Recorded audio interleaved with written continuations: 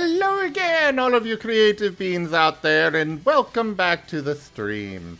I am Acer, the Labramon, currently taking over for Zim, and we're doing some Cosmeteer. Meanwhile, we've got Whiskers over there in the left side that is doing some art. Also, we're gonna have Rygon do some narration here soon. So, settle on in and enjoy the show. Yeah! Yeah. Now I'll give you all some narration, alright? Oh yeah, that's the plan. Burnin'?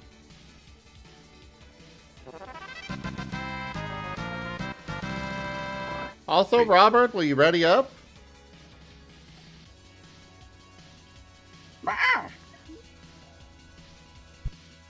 I love the moon. I'm so glad you guys managed to meet the minimum to force me to make it.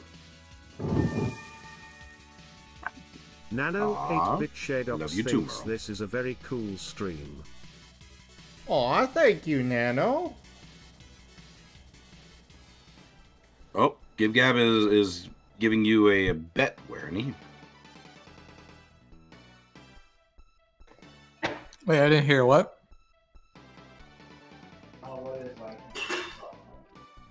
GibGab is making a deal with you.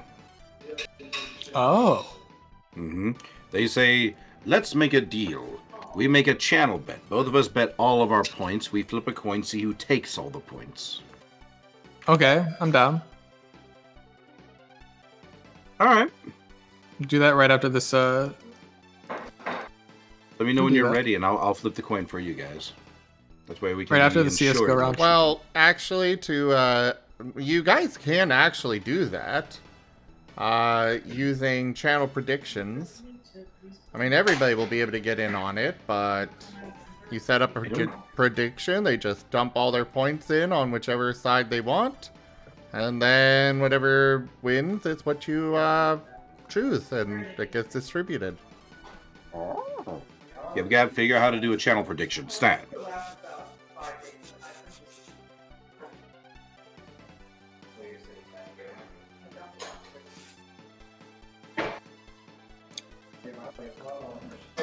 I can do that.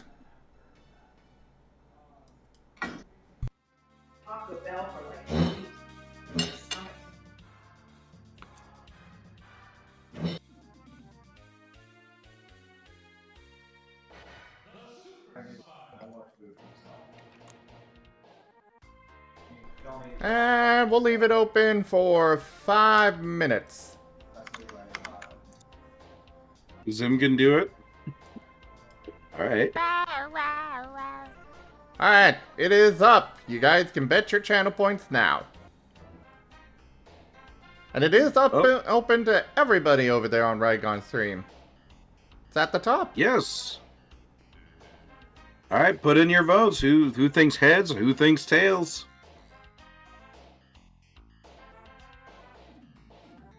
I guess you guys should choose, GibGab, you go heads, or... Hold on, actually. I went tails already. Okay, so Somebody- GibGab, you go heads. Everyone is putting everything into tails. We already got over 200,000 in tails. Oh yeah, the 200,000 was mine. Shit.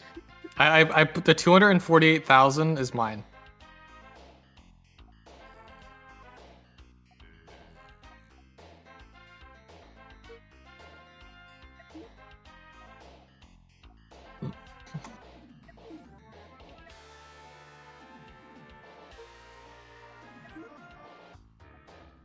It seems people do not believe in heads nearly as much as tails. We're not GibGab's doing not allowed to that. put anything in. No, they can, they just can't choose the outcome. Oh, I see. Yeah, the moderators that put stuff into the prediction cannot choose the outcome.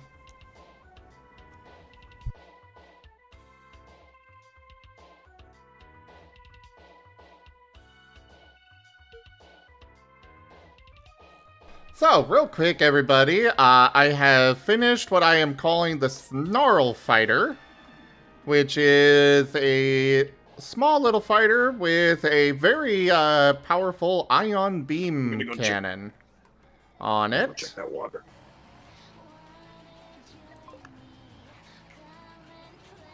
I think I might have given it a little more crew than it actually needs, but you got 4 shields in the front to protect all these fragile parts. Hopefully they'll be sufficient, but then again, it's really something that I'll only bring in for long-range attacks. That's fair, Burnin'. That's fair. It's a relatively simple ship. Its whole purpose is simply to, you know, long-range hit something like this base over here.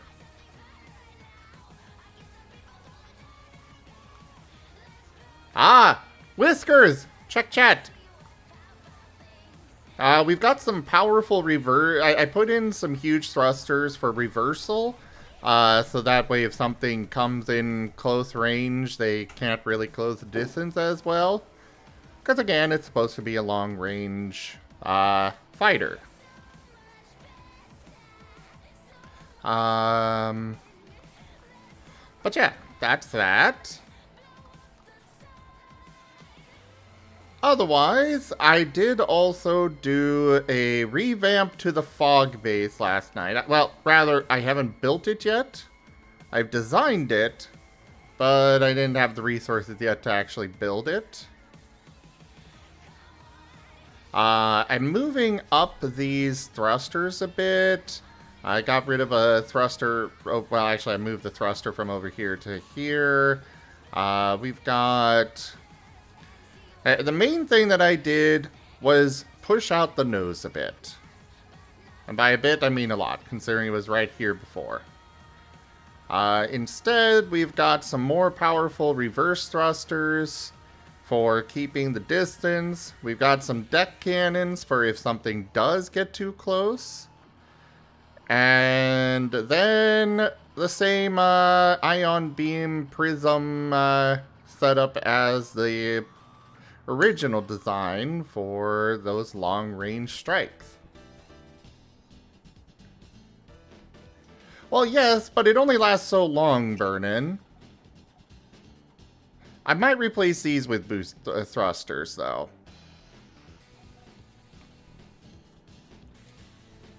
Huge thrusters are for more long-term thrusting power, whereas the huge thrusters, from what I understand, are more powerful as they last longer. Werny, please mute yourself. Oh, sorry.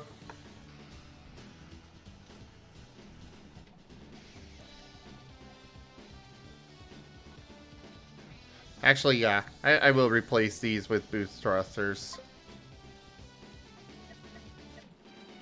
Oh. Never mind, I won't. We'll keep those as they are. Maybe I'll slide this in back here. Kind of want that armor, but... Who won? Oh, flip that coin. Okay, I'm flipping it. I'm flipping it. I had to go check on my water. It was boiling. And add more. Flip coin. I'll go ahead and I'll broadcast this for everybody.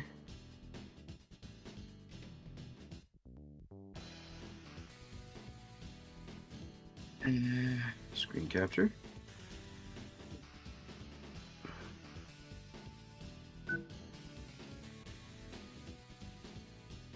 All right. Is everyone ready? I am flipping it. Flip again. There we go. It is Tails. Tails wins. Congratulations, Werny. Yay! I get to keep my 248,000 channel points.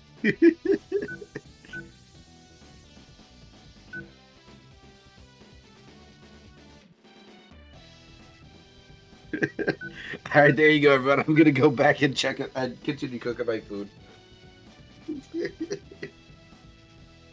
Did Rygon actually choose the outcome? No. Ah.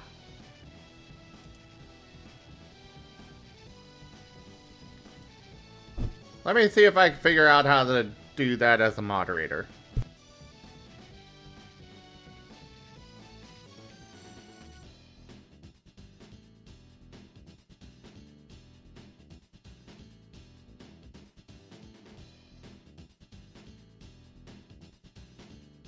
There y'all go.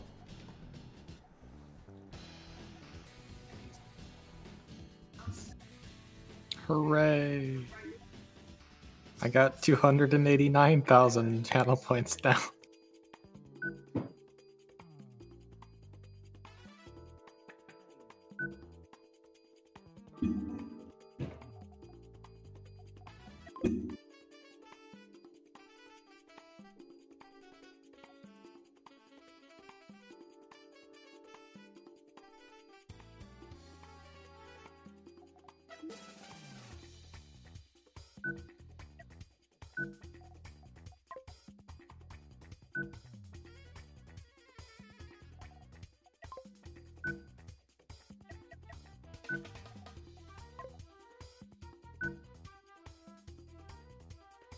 I'm not certain. I didn't notice it myself, Vera.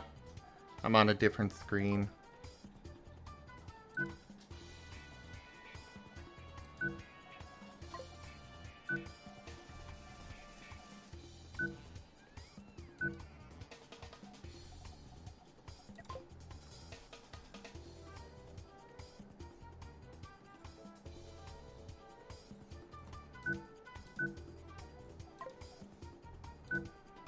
There's some dedicated reactors for this stuff.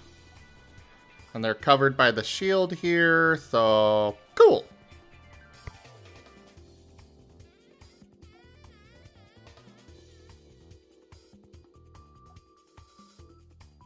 We also have some heavy lasers here, though, for just general defense and such. And I made sure to put in some point defenses for taking care of missiles. I forgot to put in doors here and here. But yeah. We've got this room that is dedicated to this cannon. This room will be dedicated to that one. This to here. This to here. These 4 small bedrooms are going to be dedicated only to these shields. Just supplying them with power. And then these 2 are for all of these. So yeah, I think it should work out well. Whenever I can get the resources together for actually building it. The main thing I'm missing is the uranium. But anyways, now that the Snarl Fighter is done, let's go take on this base. I'm gonna unpause now. Hopefully, Burning Sun is done, Oh, right. I also did some mining offline. I forgot to transfer it all over, though. A little important to get that all moved over so it can be processed.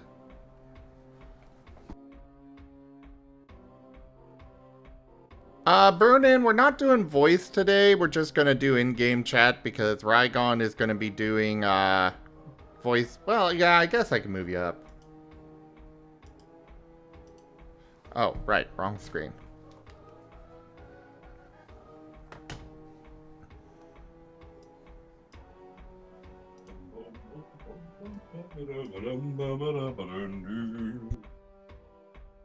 Alrighty, the ramen, or udon noodles, or whatever the fuck you call it, is finished. I'm back, everyone. How are you all doing? How is the hilarities? Oh, I'm doing alright. Hello. Hello! Who said that? I did. That'd be me. The invisible Who's me? icon. Oh, there you are, Burnin. Hey, Burnin. That'd be me, the invisible person. You never know who I am. I'm always sneaking Yeah. around. Yeah, you need to get a Discord icon so we Huh. can see you. On this screen, I can see that it's one of those broken page icons. And doesn't even show that for me. It's very hard to tell.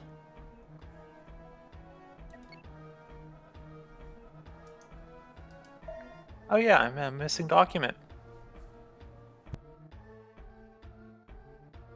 Yeah, I am on Ragons too. I can see it light up.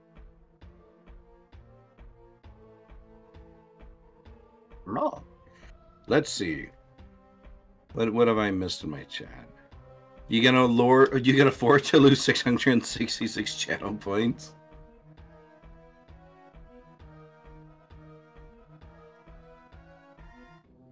Yeah, honestly, if you guys stick around, like I tend to stream for long periods of time, so if you guys stick around long enough, you'll easily make your points back.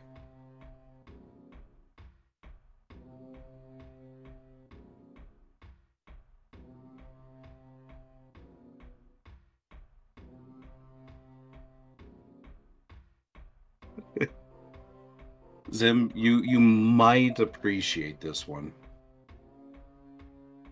Oh? Yeah, for this meme. What's your spirit animal?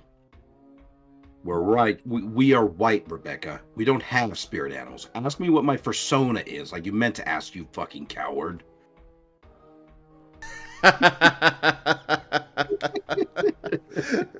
Okay, that is a good one.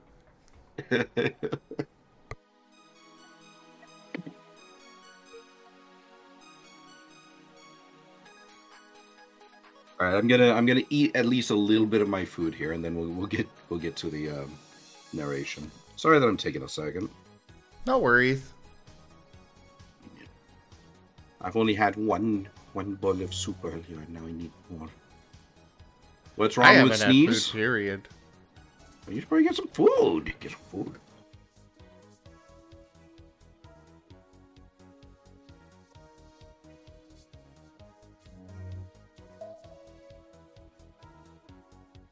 Oh, that is a little bit spicy. It's actually got a little bit of kick.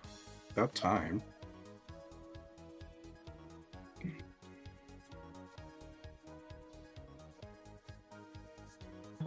Does your tail go wobble all over if you sneeze or something? No, but I I fly off of it and I get turned into a pancake, Gib Gab. So that is the relationship between me and Drunk Dragon Era. I hop on his tail, he sneezes, I go flying. Works out. Rygon does the meme. Oh gosh.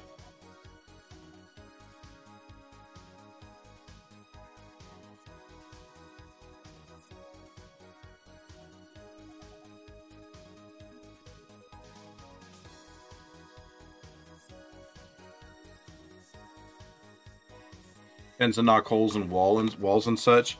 Oh god. Drunk Dragon Era's tail is a Kyle.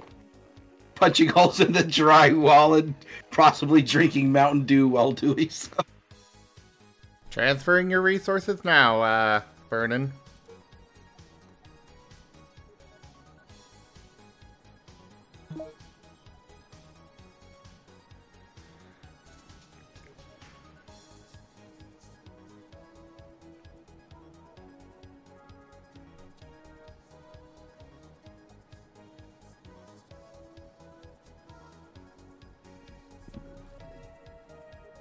So we are going to need more steel after this, so please go gather. The thief's ears prick up. Steal, you say? Oh no.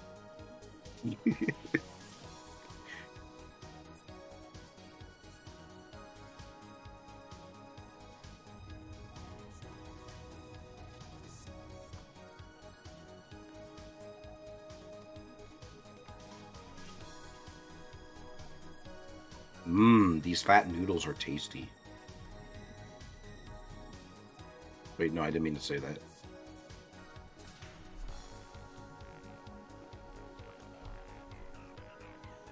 Yes please, Don Bryan.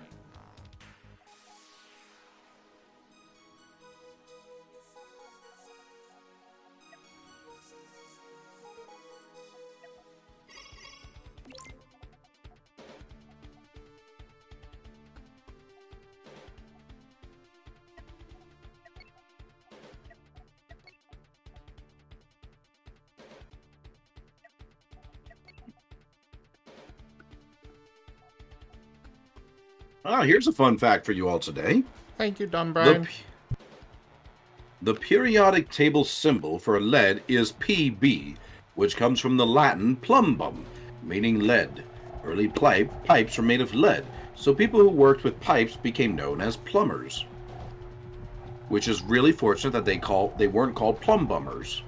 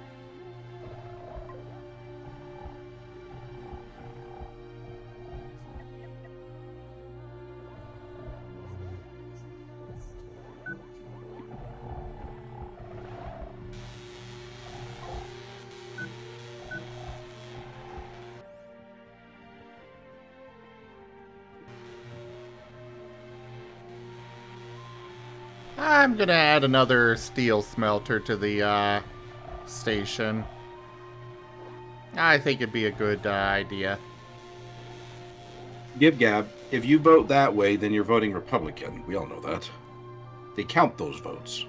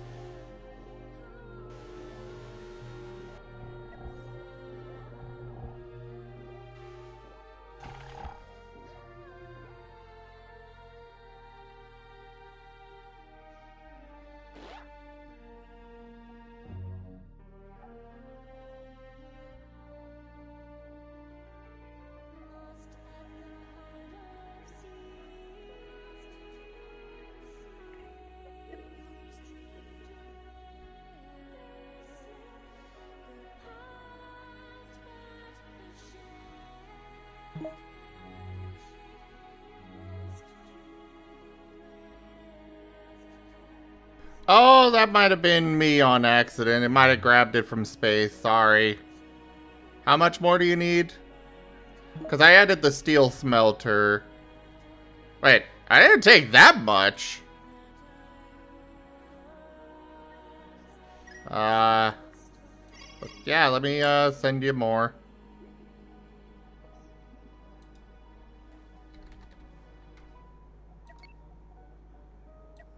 Sending.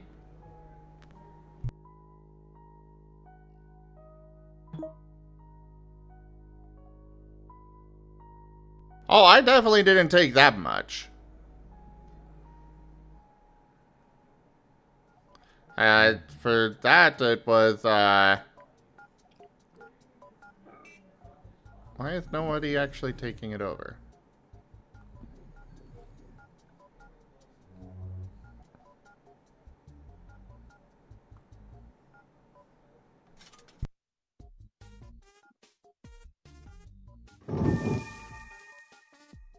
He Duffings is making with the grabby paws. Oh my. Also, this is a lot spicier than I was expecting.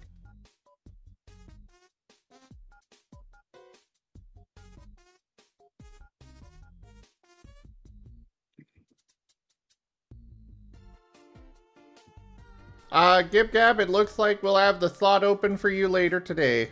For, Lethal Company. Oh no, who's not joining? Cool guy had to drop out. That's really unfortunate. They sound like a cool guy.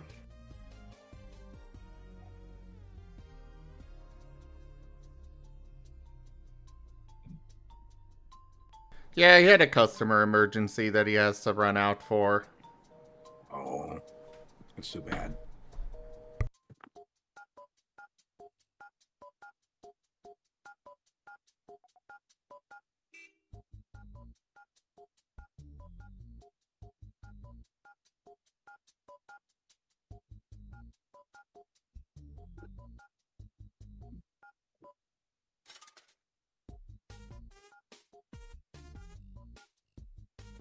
I am uncertain why they're not actually transferring the stuff.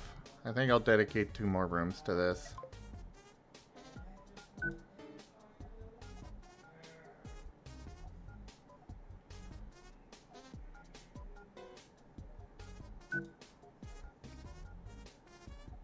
That'll work.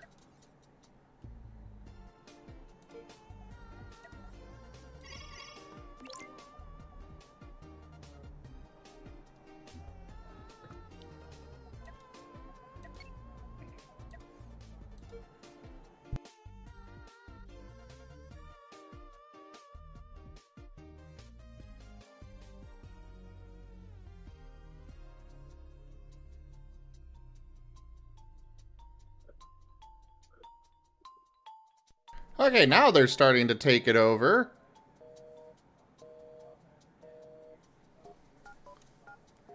They were being weird earlier. Alright, I'm now done with dinner.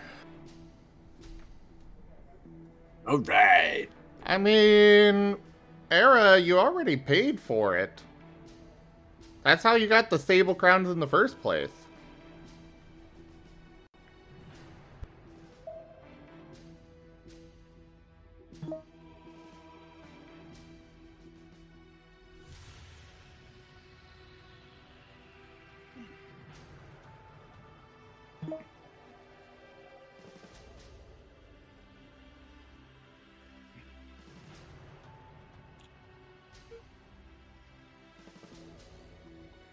Okay, now let's go take on this base. So, I told my wife that her shaving her eyebrows was not a good look for her. She didn't look surprised.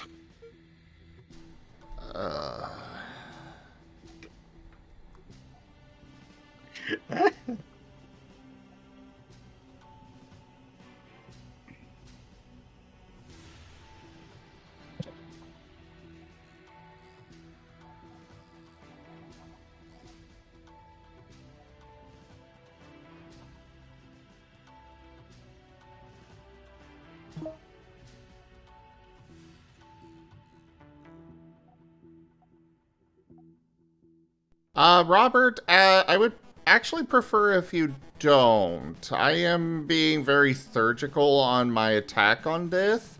And the missiles can cause a lot of collateral damage.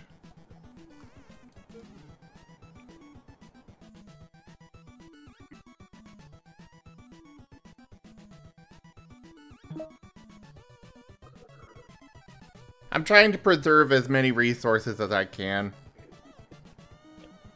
But you could really help out by going and mining some more resources, because we are kind of hurting on quite a few things.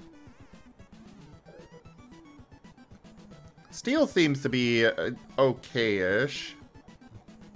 But, yeah. Copper, definitely, if you could grab that. And basically everything else. Hey there Razim, just thought you should know that Nano 8-bit Shadox thinks you're cute. Aww. Unfortunately, you are wrong. Sad but true.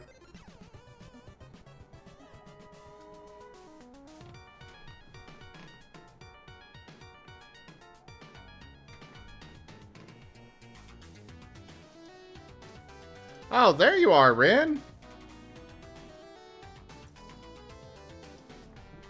My screen! Gib Gab! Why? My screen! Oh, Thank you, Gib Gab, for the 300 biddies. You are not supposed to be close enough to actually attack. Let's go this far out.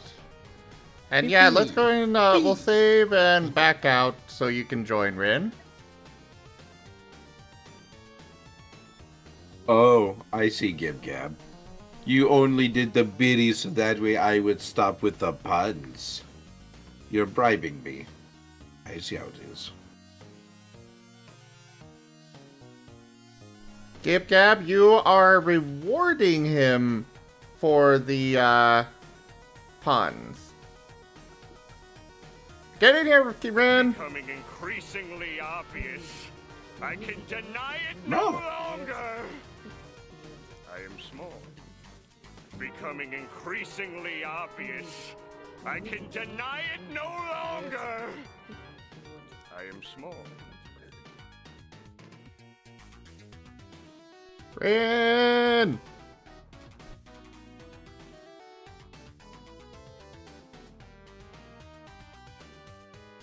That is a proper reward for that pun. By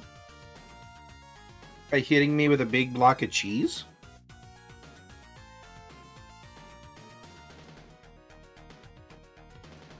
All right, everyone. I'm nearly done with my ramen. Whew, this was spicy.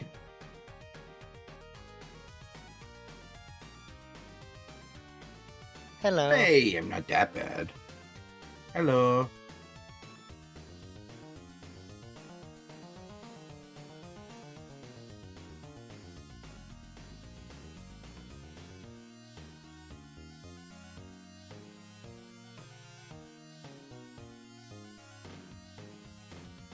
Also, Burnin, when we get in there, if you're not going to use that Eludra for anything, please transfer it to me and I'll take, I'll deconstruct it. Yeah, no problem. I was actually going to ask you about that. I didn't know why I had it. Well, it was turned over to you for when you just got your ship destroyed last. Yeah, I turned it back over to you. No, you didn't. I should have. Oh, anyway. Rin, you getting in here? Yeah, I'm trying to Okay. find you. I was confused because apparently my OBS has things funky. You have echo. You are the twins, I guess. I have echo? Yeah, you're coming through like 2 or 3 different sources at the same time for no Are you- reason I can figure out easily. Are you sure it's not because you have my stream up too? No, I muted them. Also, I only comes looked through at once OBS for me. and saw that. are you still streaming then, Rin? Yeah, I am. Cool. Well, they'll get to enjoy Rygon's narration soon, too. No.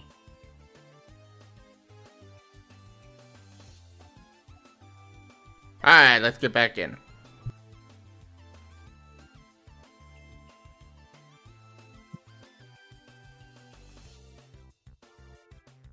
We're only going to do this for a relatively short time. In about an hour and a half, I've got plans with Rex for Lethal Company, so...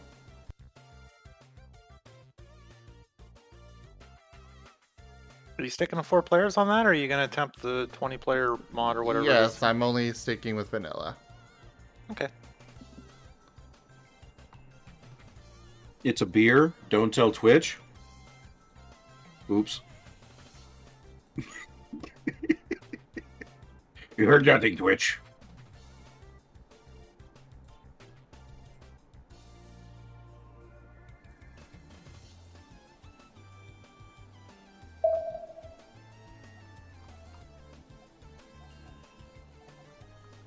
Alright, let me turn the soft kitty back to you. There you go. Make sure you send that Eludra to me, Burnin. Yep, you got it.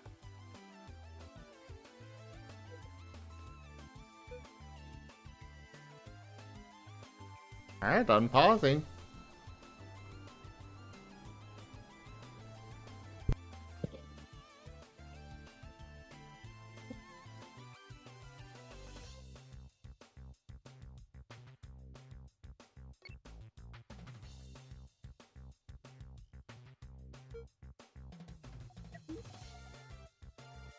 You don't think it's technically against emote rules? Pretty sure as long as you don't call it what it actually is, it can't do schnit. Scrolls up.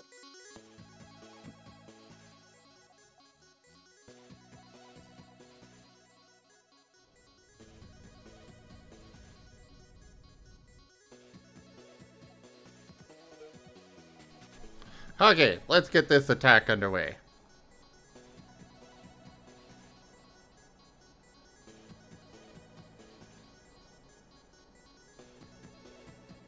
Well, yes, GibGab, that's how most private companies work. They tend to do exactly what they want within the, jurisdiction of their realm.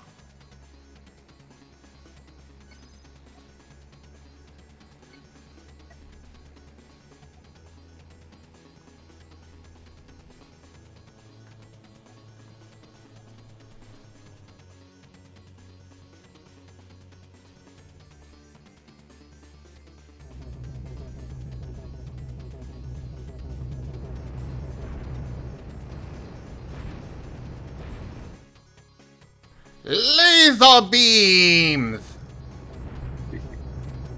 Well, Dragonera, I don't think you can really get banned for drinking on stream, but I do think you get banned if you're drunk on stream. And making a fool of yourself. I know per TOS you cannot do some sort of like redeem or anything to make you drink either. Oh, yeah. That is a thing. Chat. We're not talking about that. It was a long time ago. I was younger then.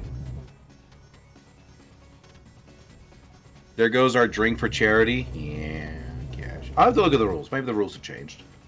Well, the station didn't have enough crew for me to get it back up to full crew. Oh, that actual station, yeah. There's another station off to the, west.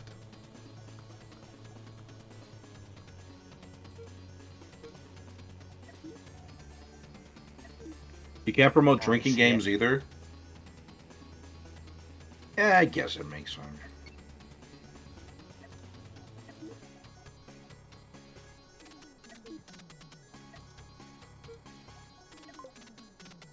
There sure are a lot of target markers around here, holy cow.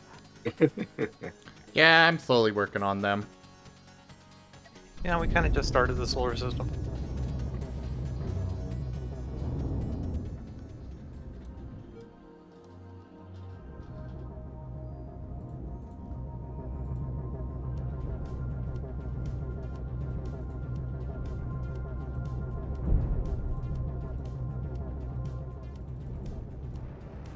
Yeah, I'm at least trying to preserve these large reactor cores on this station.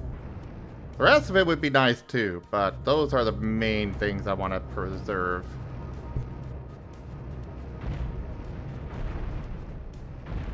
Nice.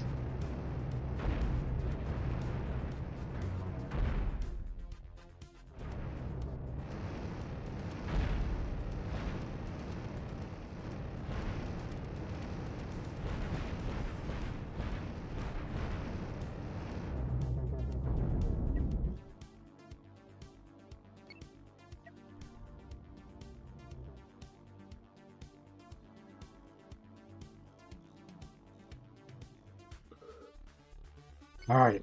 I just gotta get through this last bit where I drink the juice that has all the spiciness in it. Whew. Wish me luck, Chang. Oh, God.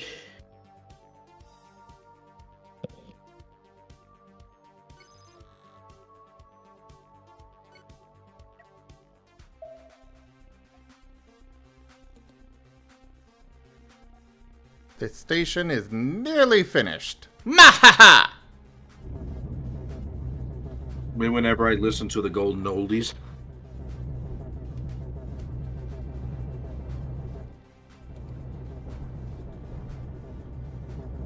Alrighty, everyone. I have finished the consumptions. We will now do the narrations. Allow my throat just a second to get rid of all this spicy space with water, and we shall begin.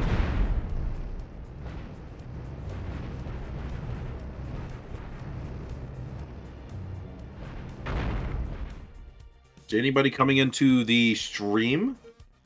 We are about to do some book narration, where I get to elucidate words with nothing more than wind. No, not that kind of wind. We're going to be doing Harry Dresden, so if you've ever read the book series or you're kind of curious about the contents, feel free to stick around. No, you all will enjoy it. And then afterwards, we'll do some Lethal Company. Zim, have you ever played Lethal Company? I have not, so it'll be my first time. Also, Joy. It's going to be great. Also, I do think there is a card for you guys to get me to have a new emote. Just saying.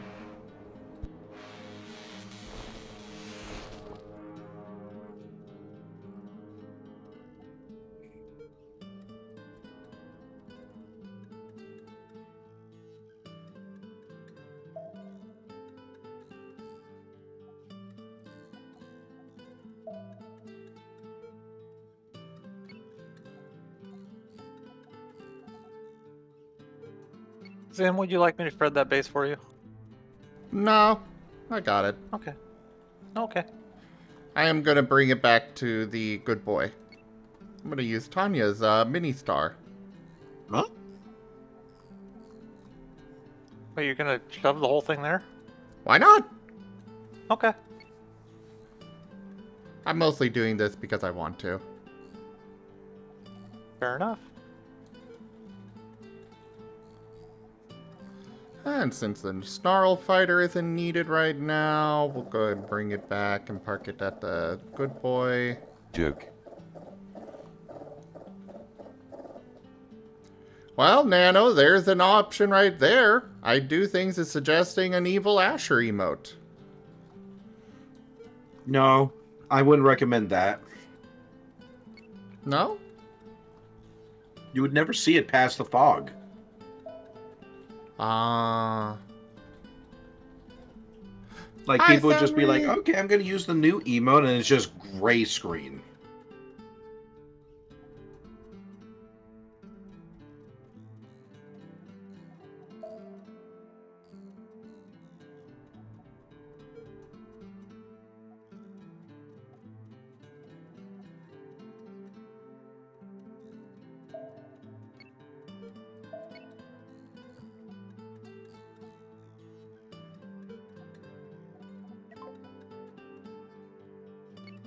No, no. It'll be an evil laugh. You'll be able to see it. Don't worry.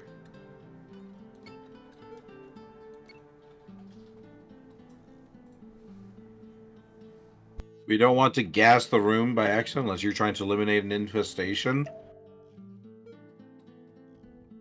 Look at the rules, streamer. Go ahead. So, I do things... when it comes to the emote swap card, that is for if you want to have a particular emote moved from where it's at. So, for example, if you wanted to move the Asher Burrito emote from being a bit reward to being one of the free emotes, that's what you could use that card for.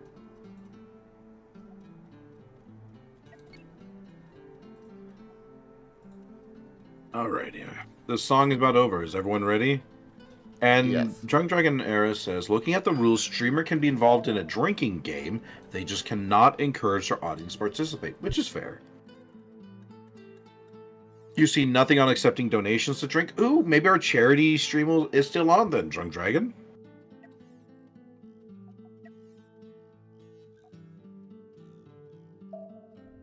Alrighty, everyone. Let me change out the title and we shall start.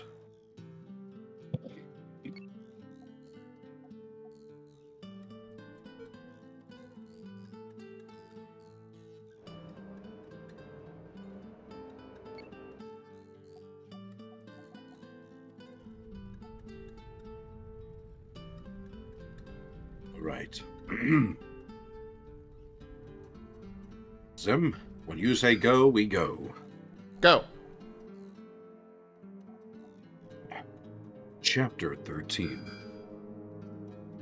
I woke up when thunder rattled the old house above me. True dark had fallen. I had no idea of what time it was. I lay in bed for a moment, confused and a little dizzy. There was a warm spot on my legs where Mister must have been until a few moments before. But the big gray cat was nowhere to be seen. He was a chicken about thunderstorms. Rain was coming down in sheets. I could hear it on the concrete outside and on the old building above me. It creaked and swayed in the spring thunderstorm, and the wind, timbers gently flexing, wise enough with age to give a little, rather than put up stubborn resistance until they broke. I could probably stand to learn something from that. My stomach was growling. I got out of bed, wobbled a little, and rooted about for my robe. I couldn't find it in the dark, but came across my duster where Murphy had left it on a chair neatly folded. Lying on top of it was a scattering of cash, along with a napkin bearing the words, "You will pay me back, Murphy." I scowled at the money and tried to ignore the flash of gratitude I felt. I picked up my duster and tugged it on over my bare chest. Then I padded my naked feet out into the living room. Thunder rumbled again, growling outside. I could feel the storm, in a way that a lot of people can't, and that most of those who can put down to nerves. It was raw energy up there, naked, and pulsing through the clouds. I could feel the water and the rain and clouds, the moving air blowing the droplets and gusts against the walls of the house above. I could sense, waiting, the fire of the deadly lightning, leaping from cloud to cloud above, and seeking a path of least resistance to the patient, timeless earth that bore the brunt of the storm's attack. All four elements, interacting, moving, energy flashing from place to place in each of its forms. There was a lot of potential in storms that a sorcerer could tap into if he was desperate or stupid enough. A lot of energy to be used there, where the forces of ancient nature brawled and tumbled. I frowned, thinking about that. It hadn't occurred to me before. Had there been a storm on Wednesday night? Yes, there had. I remember thunder waking me for a few moments in the hours before dawn. Could our killer have tapped into it to fuel his spells? Possibly. It bore looking into. Such tapped magic was often too unstable or volatile to use in such a carefully directed fashion. Lightning flashed again, and I counted 3 or 4 seconds before the rumble reached me. If the killer was using the storms, it would make sense that if he or she were to strike again, it would happen tonight. I shivered.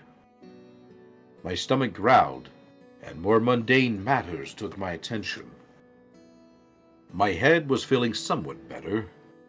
Wasn't dizzy anymore. My stomach was furious with me. Like a lot of tall, skinny men, I eat endlessly, but it never stays on. I have no idea why. I shambled into the kitchen and started building up the grill. "Mister," I called. "You hungry, bud? I'm gonna fry up some burgers." Lightning flashed again, closer this time, the thunder following right on its heels. The flash was bright enough to sear through my half-sunken windows and make me wince against it. But in the flash of light, I caught sight of Mister. The cat was up on top of my bookshelf, in the far corner of the apartment, as far as it was possible to get away from my front door. He was watching it, his eyes luminous in the half-dark. Though he had the cat-lazy look of any lounging feline, his ears were tilted forward, and his gaze focused unwaveringly upon the door. If he'd had a tail, it would have been twitching. There came a knocking, a rapping at my chamber door. Maybe it was the storm making me nervous, but I quested out with my senses, feeling for any threat that might have been there. The storm made a mess of things, and all of that noise, both physical and spiritual, kept me from being able to tell anything more than that there was someone outside my door. I felt in the pocket of my duster for the gun, but I remembered that I had set it aside in the lab last night and not taken it with me down to the police station. Police don't take kindly to anyone but police toting firearms inside the station. Don't ask me why. In any case, it was out of easy reach now. And then, I remembered that Linda Randall was supposed to be showing up.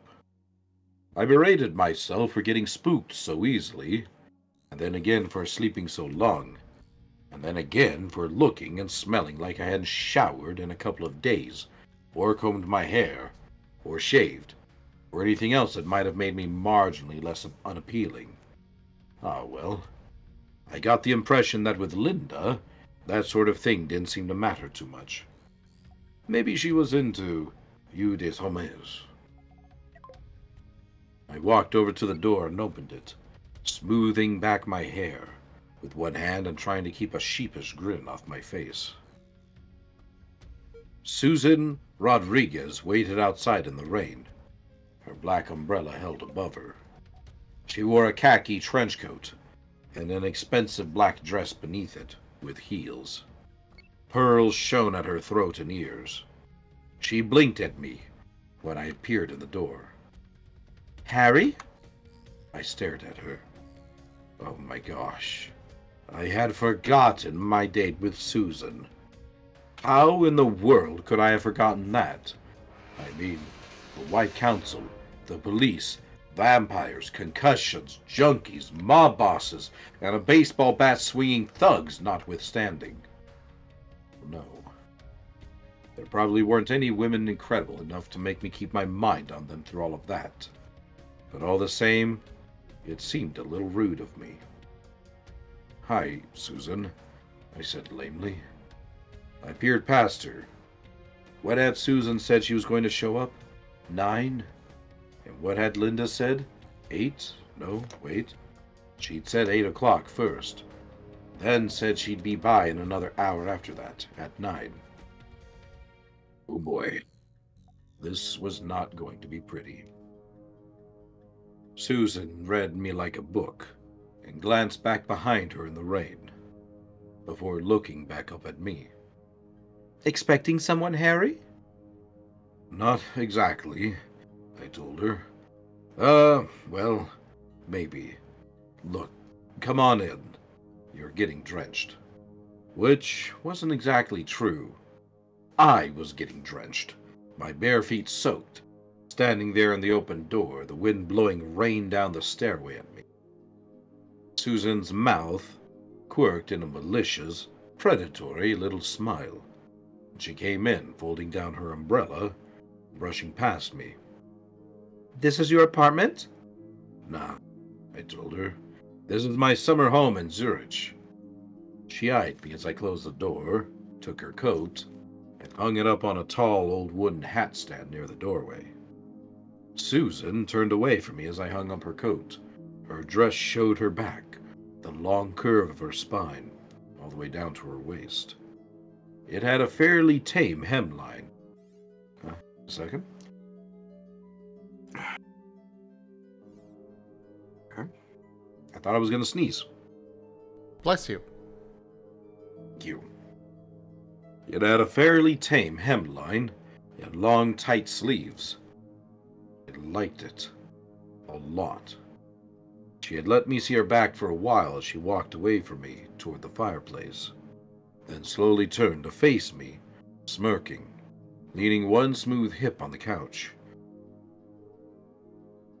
Her midnight hair was bound up on top of her head, displaying a long and slender neck. Her skin an advertisement for something smooth and wonderful. Her lips quirked up at the corners, and she narrowed her dark, flashing eyes at me. "The police having you put in overtime, Harry," she drawled. "The killings must be sensational. Major crime figure, murdered with magic. Care to make a statement?" I winced. She was still hunting for an angle for the arcade. "Sure," I told her. Her eyes widened in surprise. "I need a shower," I said. "I'll be right back. Mister, keep an eye on the lady, eh?" Susan gave me a little roll of her eyes, then glanced up and studied Mister on his perch on the bookcase. Mister, for his part, flicked an ear and continued staring at the door. More thunder rumbled overhead. I lit a few candles for her, then took one with me into the bathroom. "Think, Harry. Get awake and get your head clear. What do you do?" "Get clean," I told myself. "You smell like a horse. Get some cool water over your head and work this out. Linda Randall is going to be here in a minute, and you need to figure out how to keep Susan from prying her nose into the murders." So advised, agreed with myself, and hurriedly got undressed and into the shower. I don't use a water heater. Consequently, I am more than used to cold showers. Actually, given how often I, and wizards in general, get to date actual real women, maybe that's just as well. I was just lathering up with shampoo when the lightning got a lot worse, the thunder a lot louder, the rain a lot harder. The height of the storm had hit the old house, and hit it hard. It was almost possible to see clearly in the violent electrical discharge, almost impossible to hear over the thunder, but I caught a flicker of motion out of the corner of my eyes. A shadow that moved across the sunken window, covered by modest curtains, in the bathroom. Someone was moving towards the stairs down to my apartment. Did I mention how I don't have a ton of success with women? Nights like this are one reason why. I panicked hard. I leapt out of the shower, my head all a-sudsy, wrapped a towel around my waist, and headed out into the front room. I couldn't let Linda just come to the door and have Susan answer it. That would be the cattiest thing you've ever seen, and I would be the one to get all the scratches and bites, too. I rounded the corner from my bedroom into the main room and saw Susan reaching for the doorknob. Lightning flashed again, and thunder kept me from hearing the knobs click-clack. I heard something else, though. A snarling, spitting sound, and saw Mister on his feet now, his back arched up, and all his fur fluffed out, teeth bared, his no longer sleepy eyes fastened on the door. Thunder passed as Susan swung the door open. I could see her face in profile. One hand was on her hip, and there was an amused, dangerous little smile on her pretty mouth.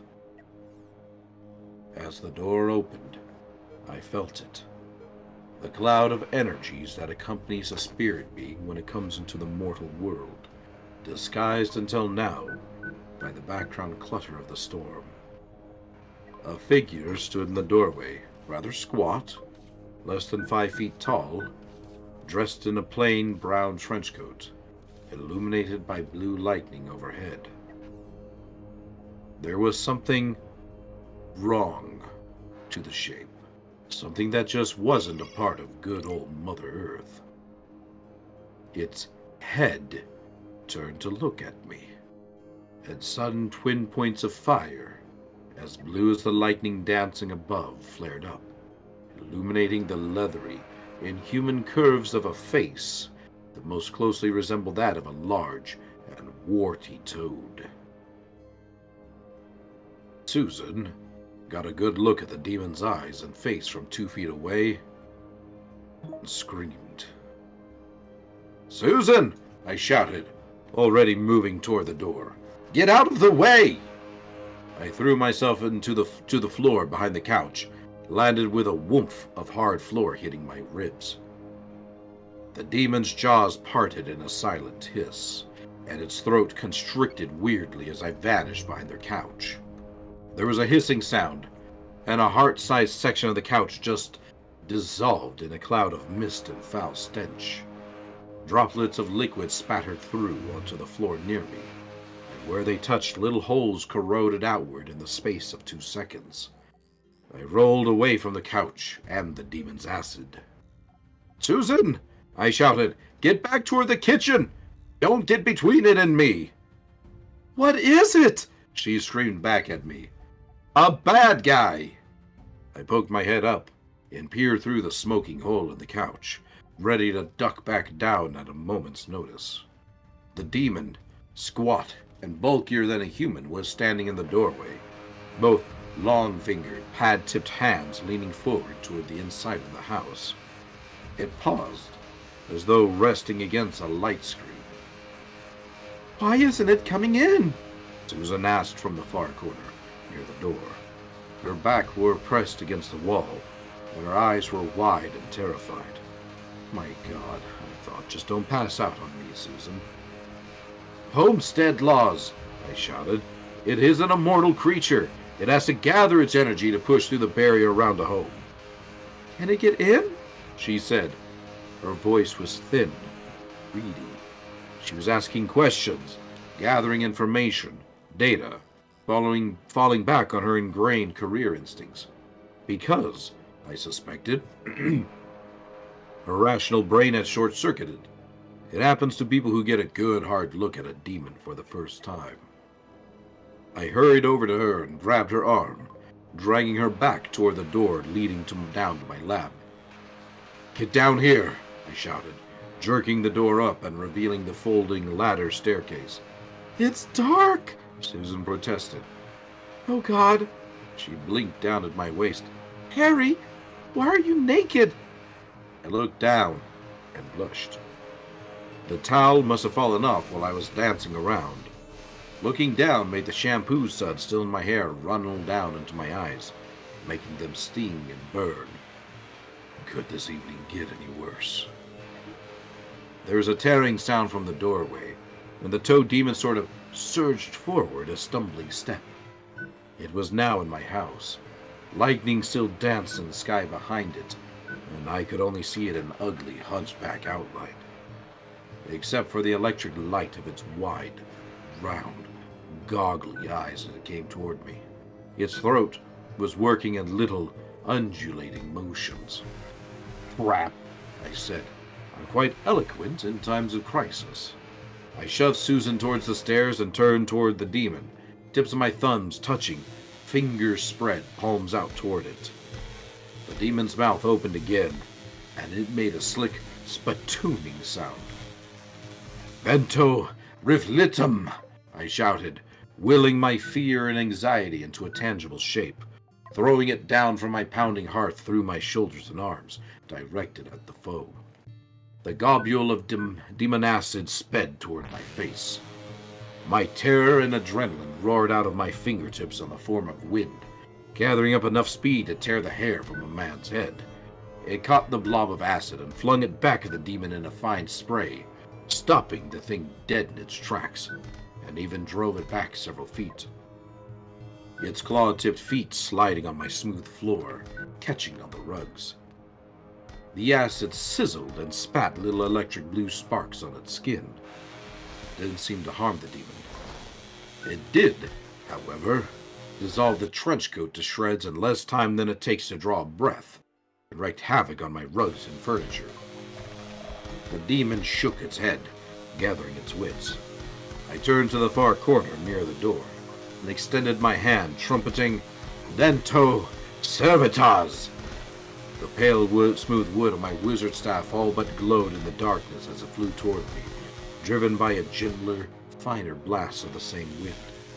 I caught it in my hand and spun it towards the demon, calling on the lines of power and force deep within the long, unbroken grains of wood of the staff. I extended the staff toward it, horizontally like a bar, and shouted, "Out! Out! Out!" You are not welcome here! A touch traumatic in any other circumstance, maybe. But when you've got a demon in your living room, nothing seems too extreme. The toad demon hunched its shoulders and planted its broad feet, and grunted as a wave of unseen force swept out from my staff, like a broom whisking along the floor. I could feel the demon resist me, pressing against the strength of the staff as though I were leaning the wood against a vertical steel bar, attempting to snap it across that length. We strained silently for several seconds, until I realized that this thing was just too strong for me. I wasn't going to be able to brush it off like a minor imp or a niggling poltergeist. It wouldn't take me long to exhaust myself, and once the demon could move again, it was either going to dissolve me with its acid, or else just waddle up to me and rip me into pieces. It would be stronger than a mortal. Real quick, sorry.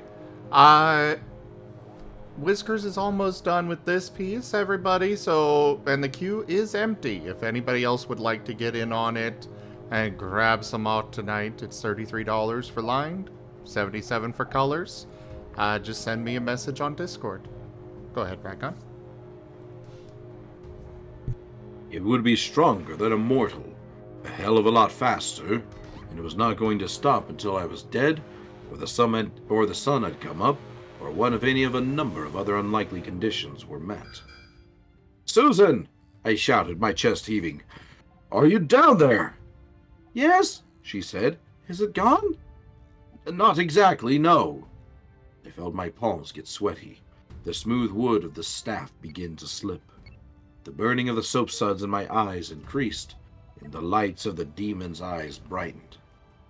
"Why don't you set it on fire? Shoot it! Blow it up!" Her voice had a searching quality to it, as though she were looking around, down there in the lab. "I can't," I said to her. "I can't pump enough juice into it to hurt the thing without blowing us up along with it. Got to get out of there." My mind was racing along, calculating possibilities, numbers, my reserves of energy cold and rational. The thing was here for me. If I drew it off to one side, into my bedroom and bathroom, Susan might be able to escape. On the other hand, it might be under orders to kill me and any witnesses, in which case, after it finished me, it would simply go after her as well. There had to be another way to get her out of here. Then I remembered. "Susan!" I shouted. "There's a sports bottle on my table down there. Drink what's in it, and think about being away from here, okay? Think about being far away."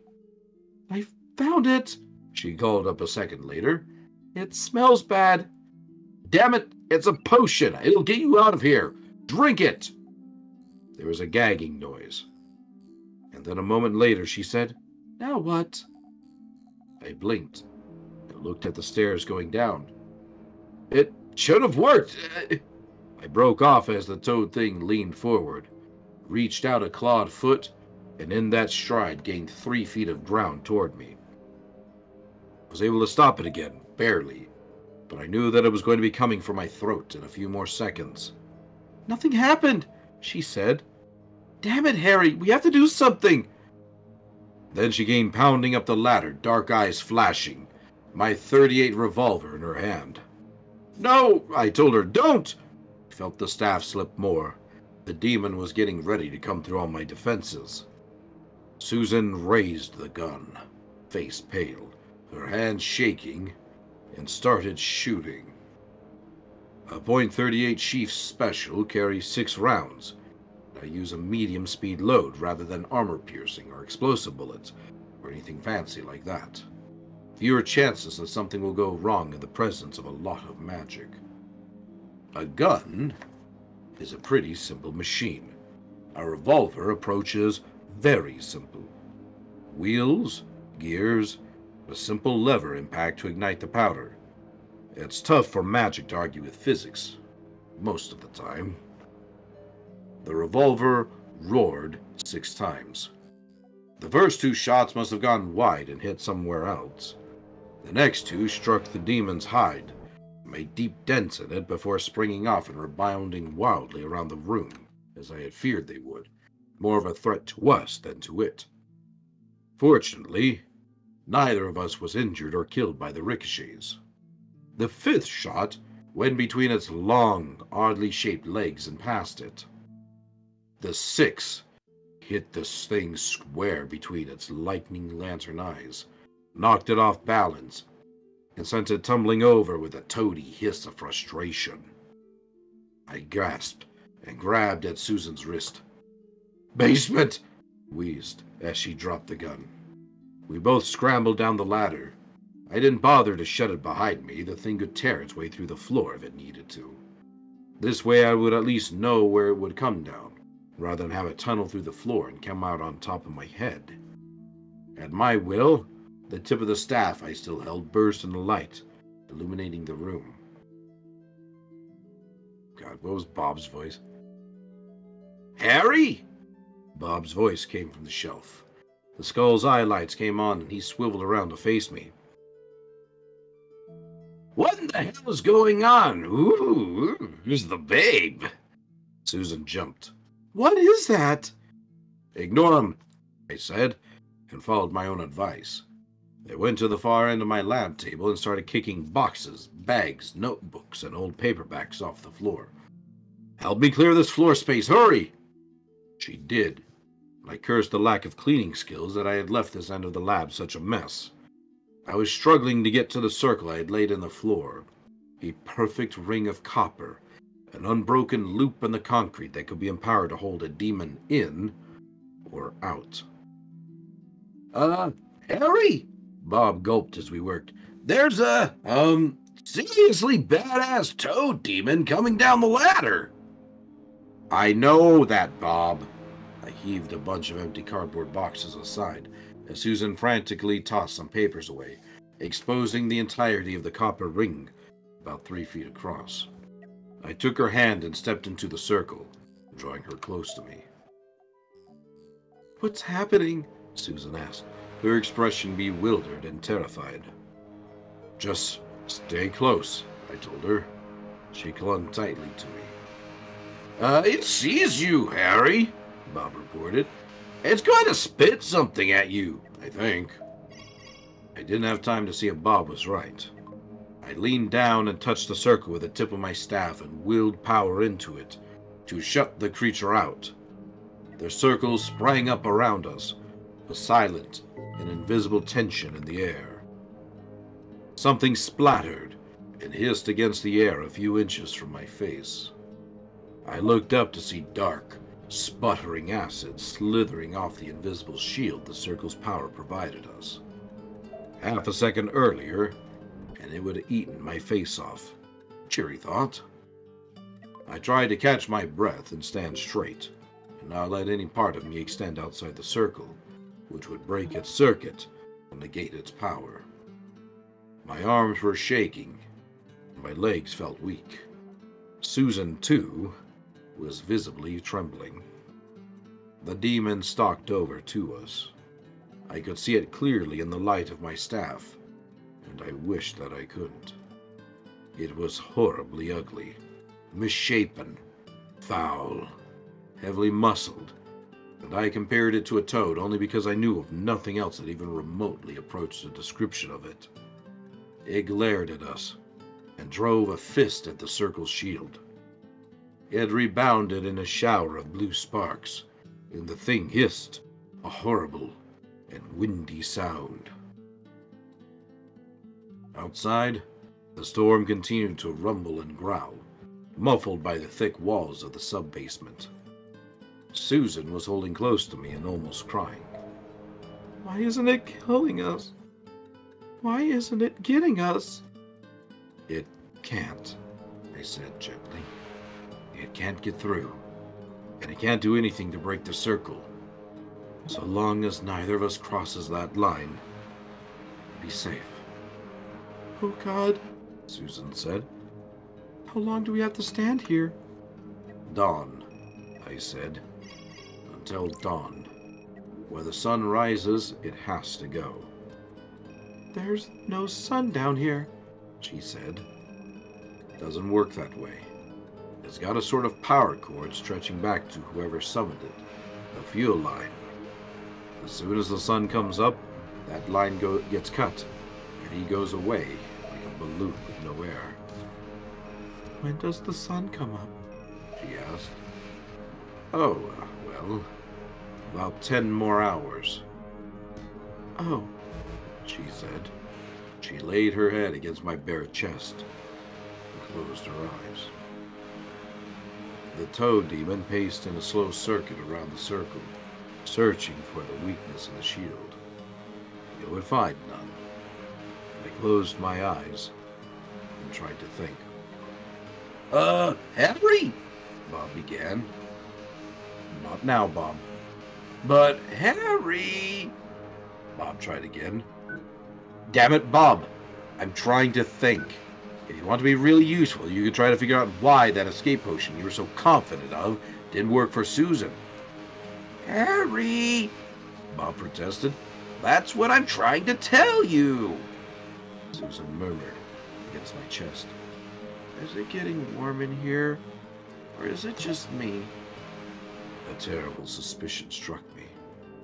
I looked down at Susan and got a sinking feeling. Surely not. No, it couldn't be. She looked up at me, her dark eyes smoky. We're going to die, aren't we, Harry? Have you ever thought you'd want to die making love? She kissed my chest, almost absently. It felt nice.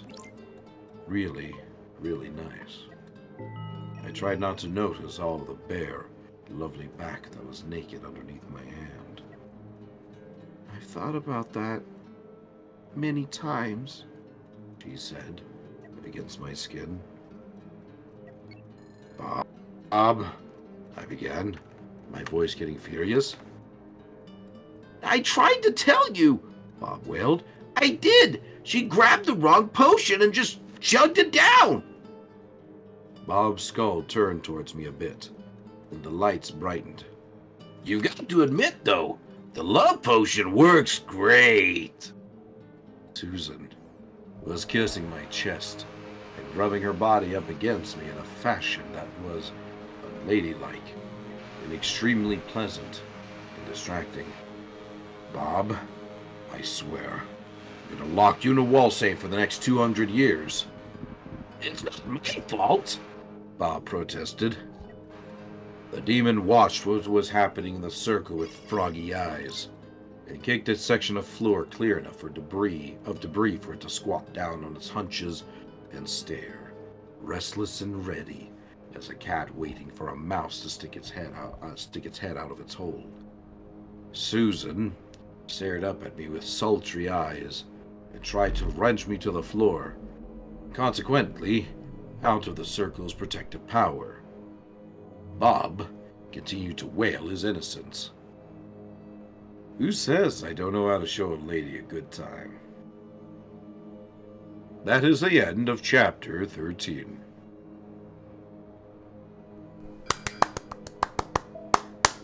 Oh. Yeah, for those that may just be joining, Rykon comes and does some narration every now and then. Oh.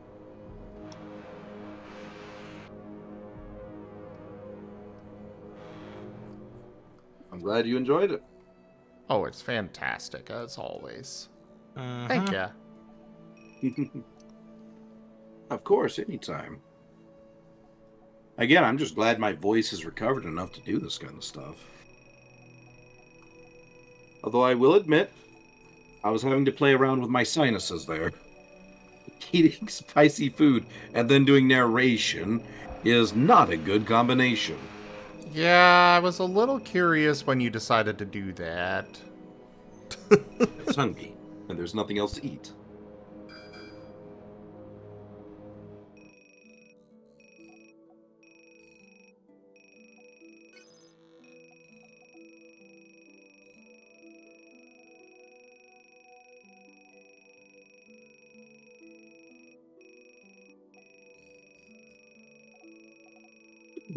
Excuse me.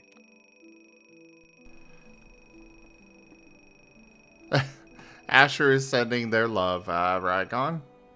Aw. Hey, Asher, I hope you're doing all right. Hope you're recovering steadily and surely. Oh yeah, I'm doing great. Thanks for asking, Rygon. What? Well, I'm Aether. Oh. Oh, are you referring to other Aether? You're Puppy Asher.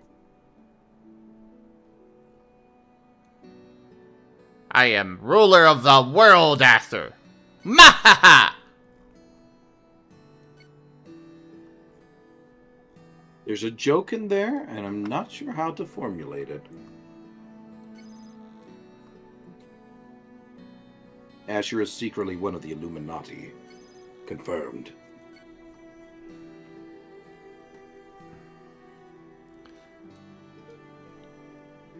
Other Aether says that, they're using a different, thing to talk. Oh, good. Voice to text thing. That's good. I'm actually kind of glad, because I'm sure it was kind of awkward, wanting to say what you wanted to say with nurses having to do it for you. Oh, thank you, Lucarian Scout. I'm glad you enjoyed the reading. I'm always hesitant with narration, though, especially when I'm streaming, because viewership tends to take a plummet. You're like, reading a book? You're coming here for reading books? And then they all leave. Well, I'm still here, and I love it. Me too. Oh.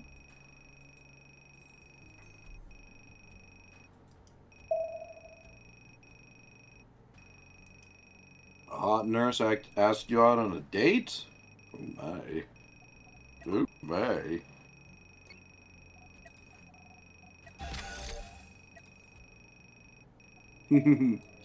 Well, I hope you all have fun when you recover.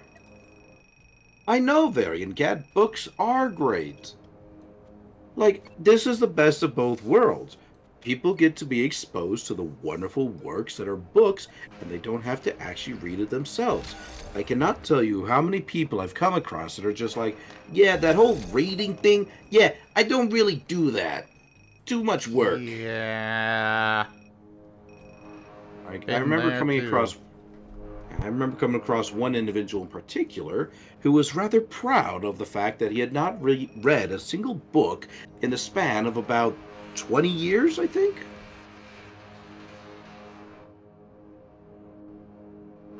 That's just sad. Just a bit. You love hearing Rye read? Aw, I'm glad you enjoyed, Asher. Oh yeah, I very much enjoy. I very much enjoy you reading. Oh, you were talking to other Aether. Yeah. Well, Nano, if you struggle with reading horizontally, my recommendation would be read it vertically then. That's one of the beauties when it comes to ebooks and other similar platforms, is you can just kind of adjust the reading to however it is you want. Too much text on screen? Bump up the font size so you have less to read.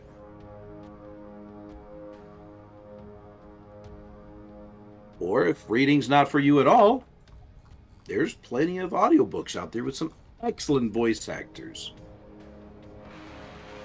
You know, you can just pop that in your car, or while you're taking a shower, or lying in bed, or whatever. When I was a kid, I would always fall asleep to one particular series, which was the, what is it called?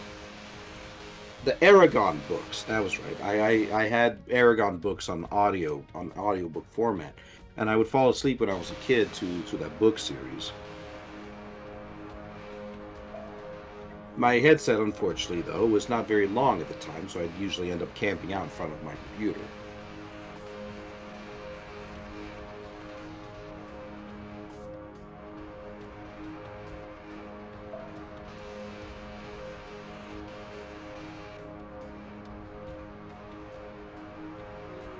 That's wonderful, Lucarian Scout. Yeah, I'm always happy when writers are able to get together and show each other their work. Because let's be honest, it's pretty hard to, as a writer to get much, of anybody to read your material. So it's hard to get feedback, it's hard to get criticisms, and it's hard to know what you're doing well. Like, I'm often on FA, for example, and if I submit a story, which I sometimes do, they don't tend to receive much traction at all compared to a lot of the artworks. Because, art is much easier to view than, story.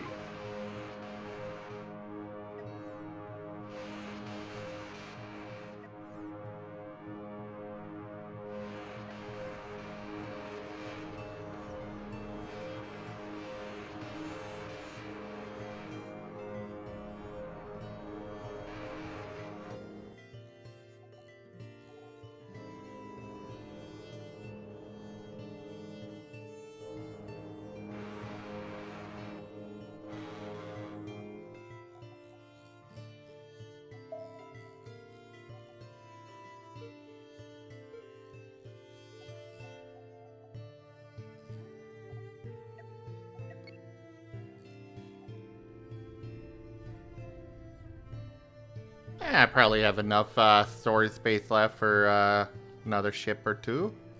Then I'll head back and see if I've got enough resources for my fog base revamp. Yeah. And yep, Varian, that's exactly how it is. If I want to get any traction at all in my stories, because, I'm a decent writer, I have to put work into the thumbnails just to get people to, look at it at all. Because if it's just that default stuff, yeah, good luck getting anybody to read that. They're just going to assume it's low quality work right off the bat.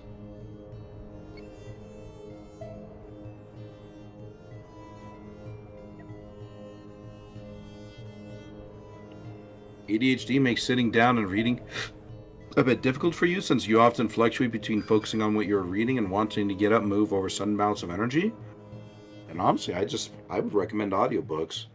Then you could do the moving around and whatnot while listening to something. I really like audiobooks myself. It's kind of the same thing. If you see, like, say, videos on YouTube, those tend to be a lot easier to listen to. Because your ADHD can have, like, a video to watch, like just something on screen to entertain it. Kind of like a researcher who's like, or not a researcher, kind of like one of those child doctors, right? The doctors that work with kids. Well, they'll do like a little cutesy thing to get the child's attention while they're giving them a shot with their other hand.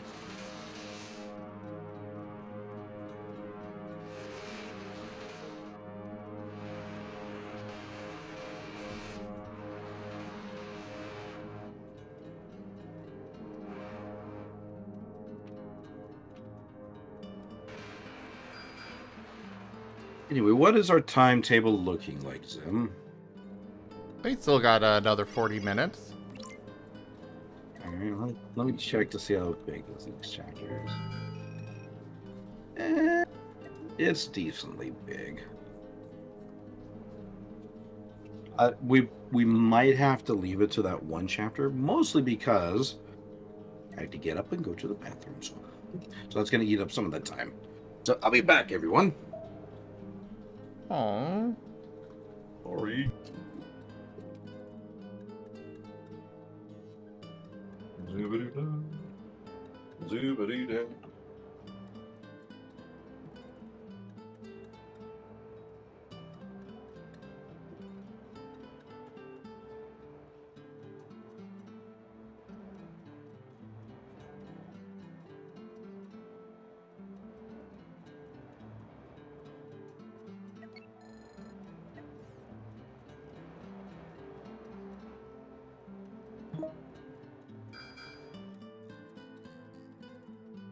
Oh, nice, Robert.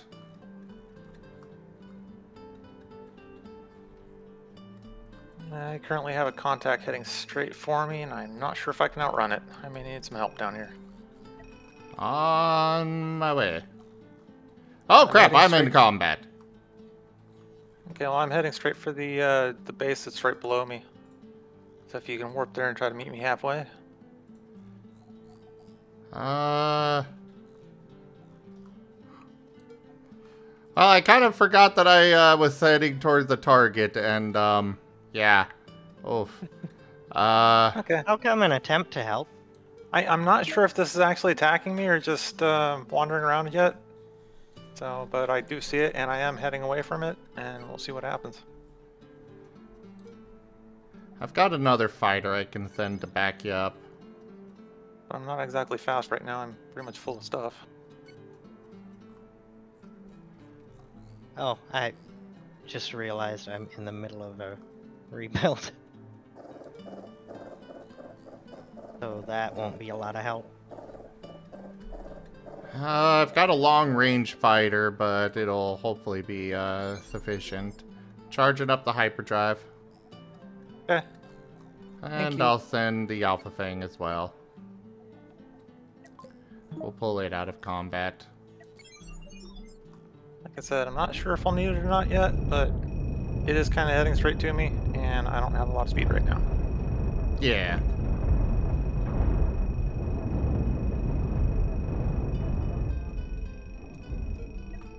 Okay, Beta Fang is also able to come. That, and I have debris stuck on my front end. Which is not helping. I just need to get these hyperdrives up and... Oh no, Robert!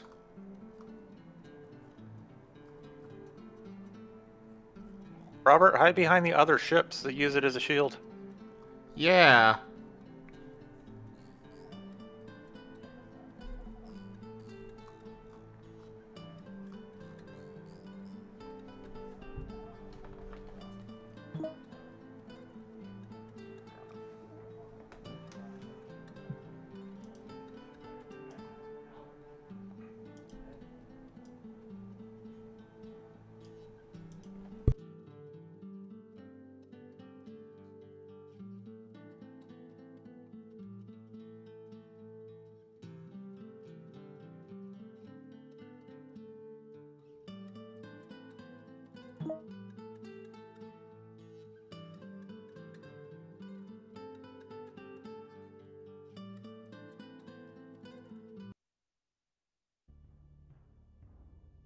Oof, that one looks mean too.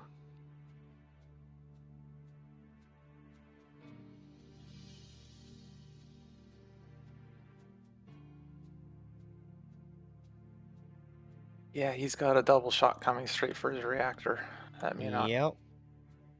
not win. The Nope. reactor's already damaged.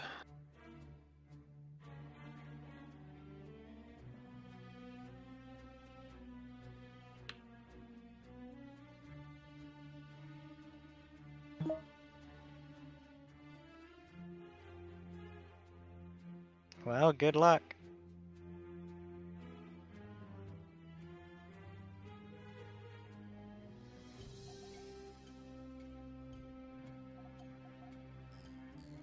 I'll try and get up there as fast as possible. The fangs are pretty decent, just I need to get them over there. Okay, this one broke off with me, so I'm good. Oh, he's down.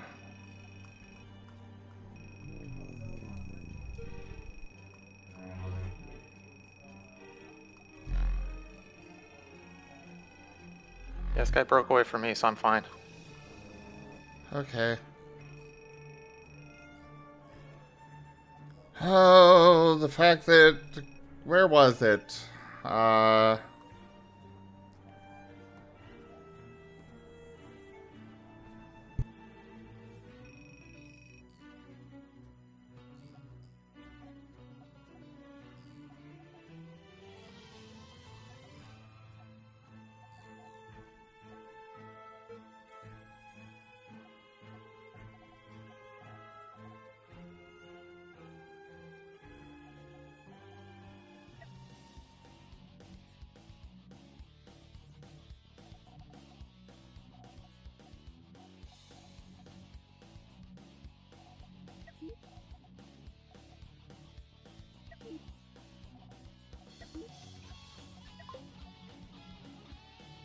Do you want the Model C, Model L, or Model S for a replacement ship?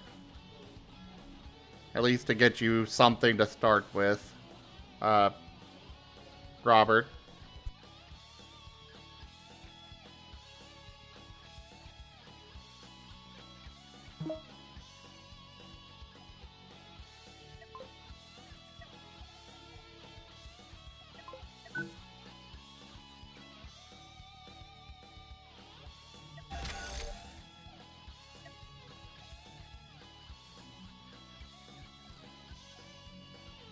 And then I'll bring you an escort once you're set up and stuff to,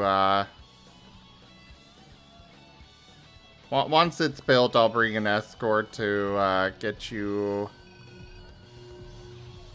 set up with.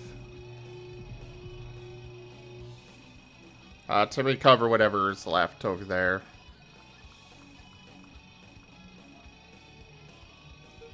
You have a jump beacon on Rex?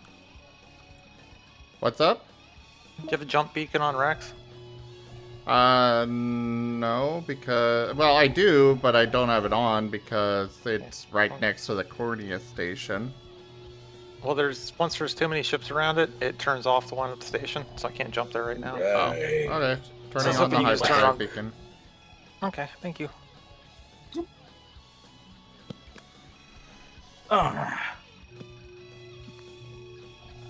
You were 5 when Aragon came out. You like story time with Rygon? I'm glad you do.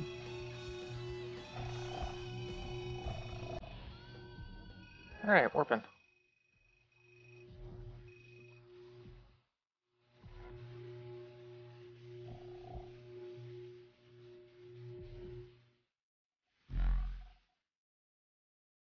And I'm here.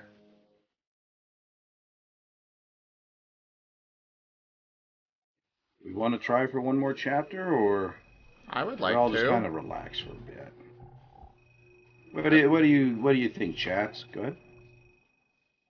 I mean, I think chat likes the story time. See you later, I do things, and no, I don't think anybody said your name there, Orca.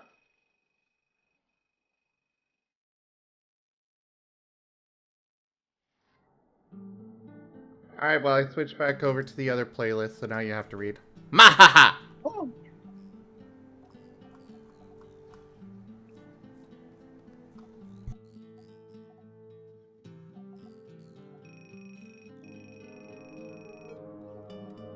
Alright, give me a second. I'll go ahead and I'll start again. Catch you later, I do things. You have yourself a good one. Oh, Orca says they could do for some more reading. Sure.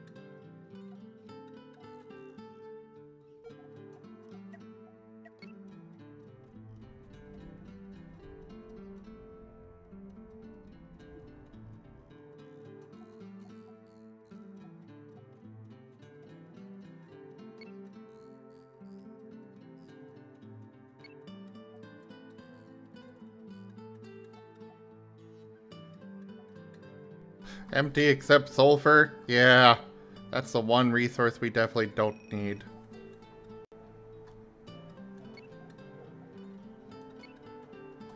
Alright, my fighters are on their way to the rack. This ship is good.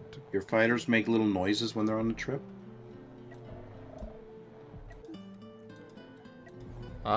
Maybe. I don't know. Transferred that, Model S to you there, Robert.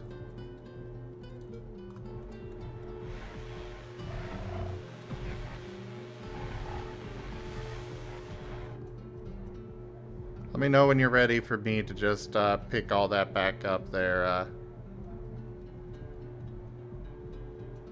Burnin'. Yep, will do.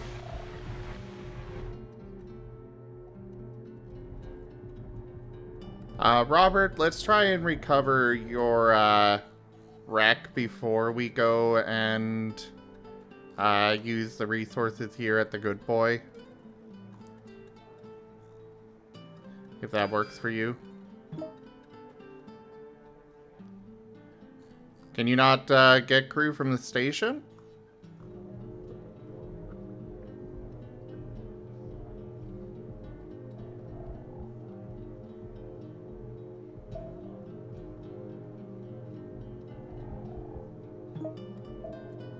Oh, right. That's a fair point.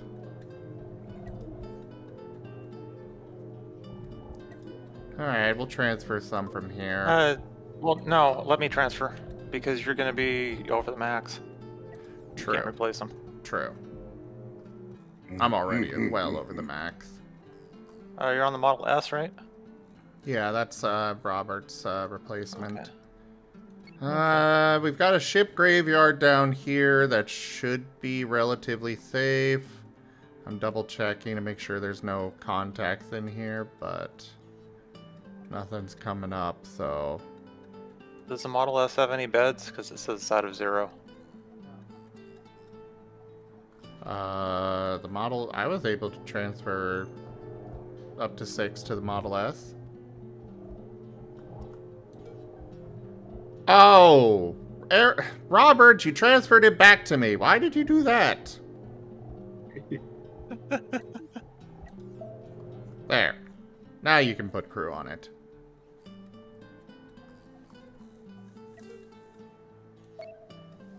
Joke.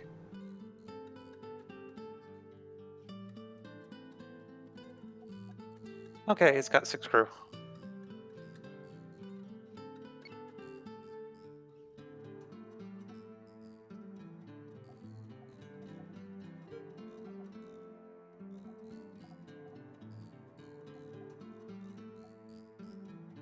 All right.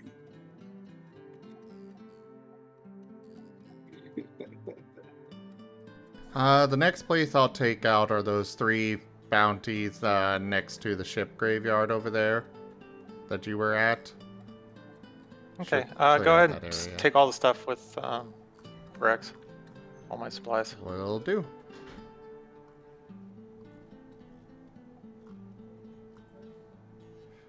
Robert, just go over there to your wreck and try to build off of what resources are there. I'm going to clear it out now. And then if you need more resources, you can use what's here at the Good Boy.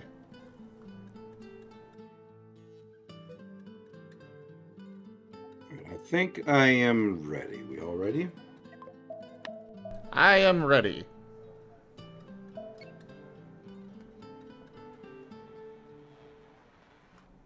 Goodness. The whole thing was tight. Ow.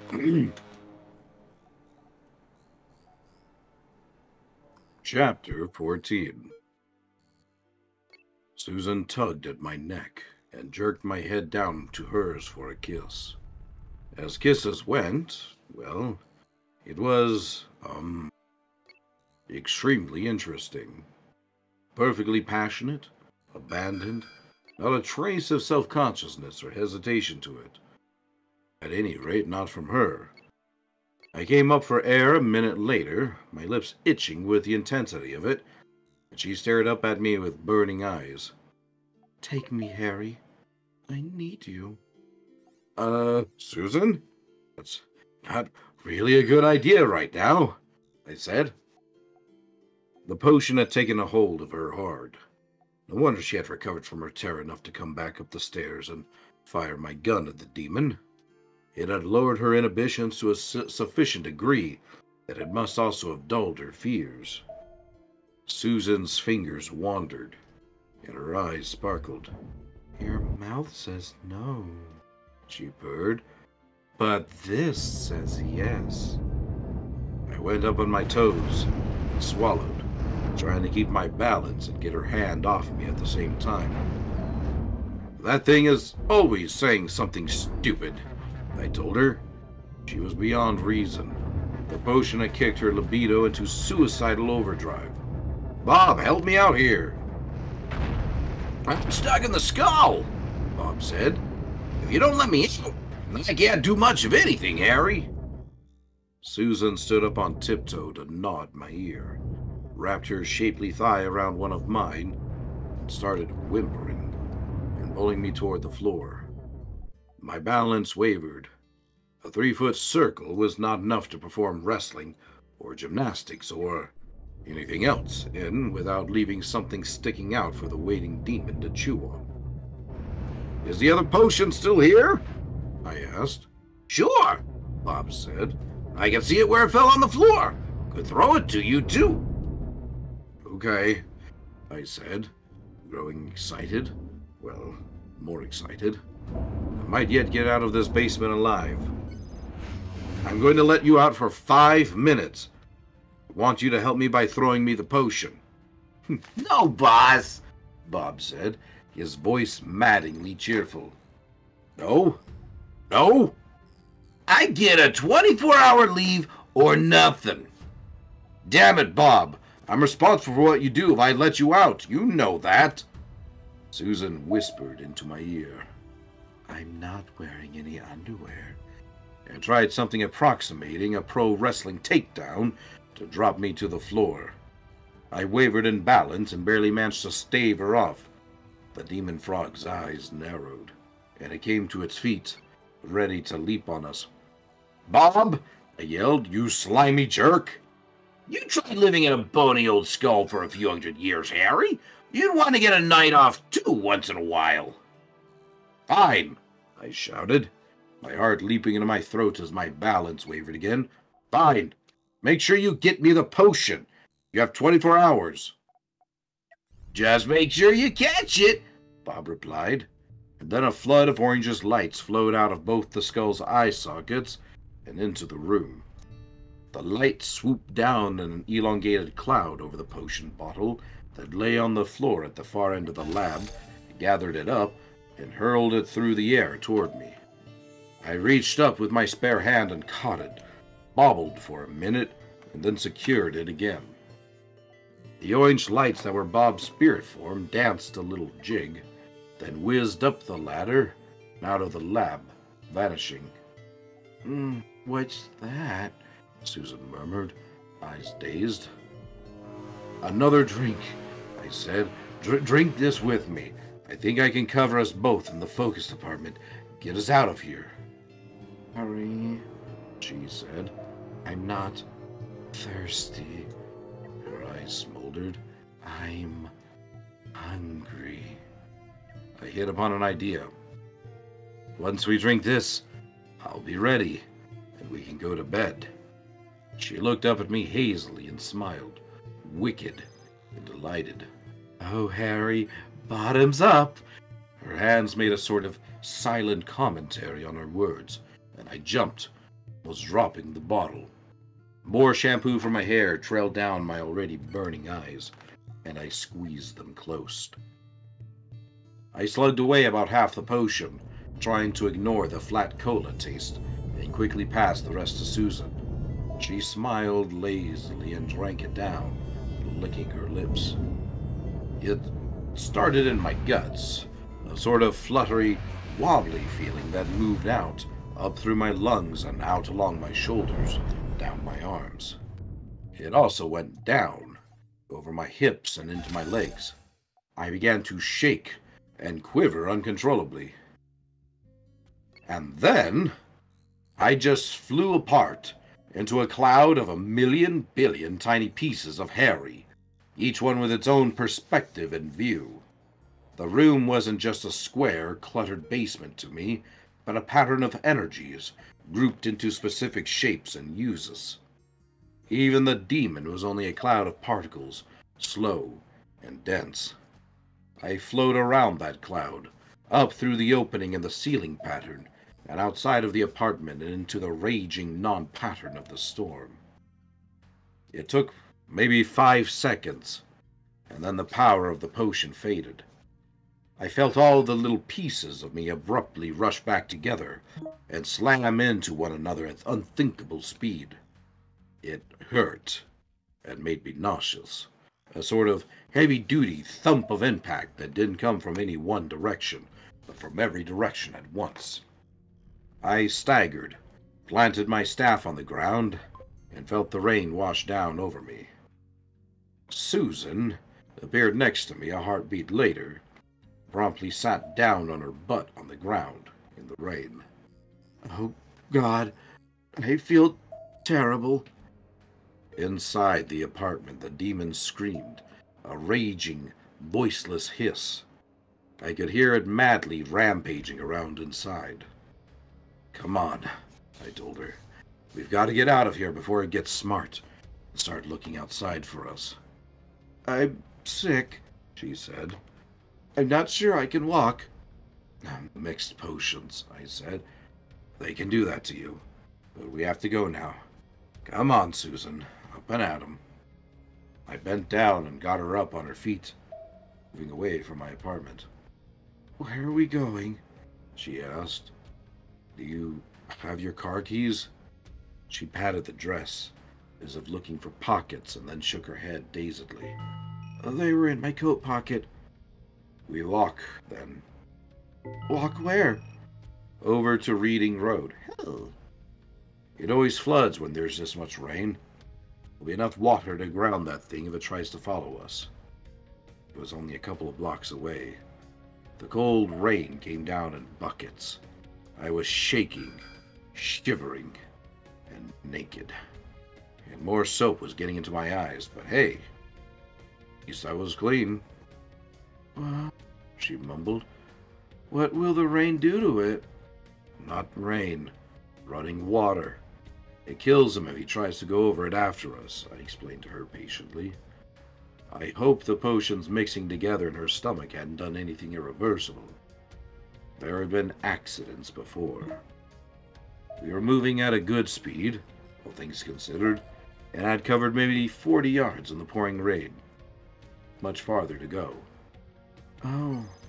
Oh, that's good, she said. And then she convulsed and pitched to the ground. I tried to hold her, but I was just too tired. My arms too weak. I nearly went down with her. She rolled to her side and lay that way, retching horribly, vomiting herself empty. Thunder and lightning raged around us again. I heard the sharp crack of the storm's power touching a tree nearby. I saw a bright flash of contact, and then the subdued glow of burning branches. I looked in the direction we had been heading. The flooding Reading Road, safely from the demon, was still 30 yards away. I didn't think you'd last this long, someone said. I almost jumped out of my skin. I picked my staff up in both hands and turned a slow circle, searching for the source of the voice. Who's there? There, to one side, a spot of cold.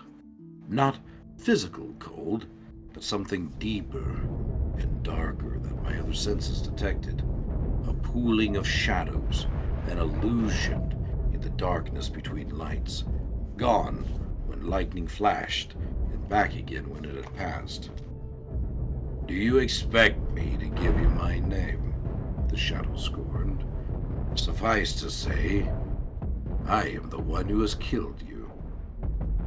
You're an underachiever, I shot back, still turning, eyes searching. The job's not done.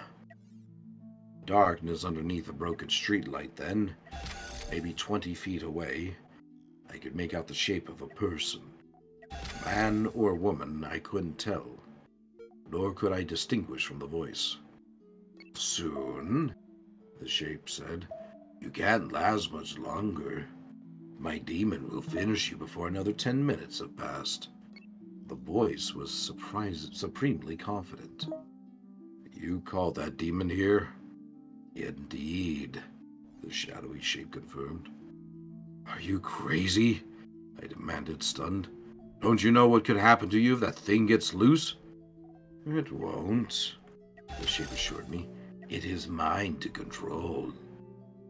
I extended my senses toward the shape, and found that what I had suspected was true. It wasn't a real person, or an illusion masking a real person. It was only the seeming of one, a phantasm of shape and sound, a hologram that could see and hear and speak for its creator, wherever he or she was. What are you doing? What are you doing? It demanded. It must have sensed me feeling it out. Checking your credentials, I said, and sent some of my remaining will toward it, the sorceress equivalent of a slap in the face. The image cried out in surprise and reeled back. How did you do that? It snarled. I went to school. The hologram growled, then raised up its voice, calling out in rolling syllables. I tried to hear what had been said, but another peal of thunder blocked out the middle half of what was undoubtedly the demon's name. From within my apartment, the distant, faint sound of the demon's smashing ruckus came to an abrupt halt. Now, the image said, a sneer to its voice, now you will pay. Why are you doing this? I demanded. You're in my way. Let the woman go. Sorry, the image said. She's seen too much. She's in the way too. Now, my demon will kill you both. You bastard, I snarled. It laughed at me. I looked over my shoulder, back toward the apartment. Through the rain, I heard a dry and raspy hiss, underlaid with a sort of clicking growl. Blue frog eyes, reflecting the storm's lightning, came up the stairs from my basement apartment. It focused on me immediately and started forward. The back fender of Susan's car, which had parked outside my apartment, got in its way, and with the pad-tipped fingers of one skinny, soft-looking hand, it picked up the back end of the car and tossed it to one side where it landed with a heavy crunch. I tried not to think about those fingers around my throat. You see, the image said, mind the call. Time for you to die, Mr. Dresden. Another flash of lightning showed the demon falling to all fours and scrambling toward me like an overweight lizard, scuttling across hot sand to shade. In an exaggerated wagging motion that looked ridiculous, it brought it closer and closer at deceptive speed. Deposit your quarter to continue your call, asshole, I said. I thrust my staff toward the shadowy image, this time focusing my will into a full-fledged attack. Strigalum Finitus. Scarlet light abruptly flooded over it, devouring its edges and moving inward. The image snarled, then gasped in pain. Dresden, my demon will roll in your bones. Then it broke off into a scream of anguish as my counterspell began to tear the image sending apart. I was better than whoever had made the image, and they couldn't hold the spell in the face of my counter. The image and the scream alike faded slowly into the distance until both were gone. I allowed myself the smallest touch of satisfaction, and then turned to the woman on the ground. Susan, I said, crouching by her, keeping my eyes on the onrushing demon. Susan, get up. We have to go. I can't, she sobbed. Oh, God, she said, and she threw up some more. She tried to rise, but collapsed back to the ground, moaning piteously. I looked back at the water, gauging the thing's speed. It was coming fast, but not quite as fast as a man could run. I could still escape it. If I ran full out, I could get across the water. I could be safe. But I couldn't carry Susan there. I'd never make it, with her slowing me down. But if I didn't go, both of us would die. Wouldn't it be better for one of us, at least, to live? I looked back at the demon. I was exhausted, and it had caught me unprepared. The heavy rain would keep fire, man's ancient weapon against the darkness and the things it hid, from being effective in holding it back. And I didn't have enough left in me to do anything else. It would be as good as suicide to stand against it. Susan sobbed on the ground, helpless in the rain.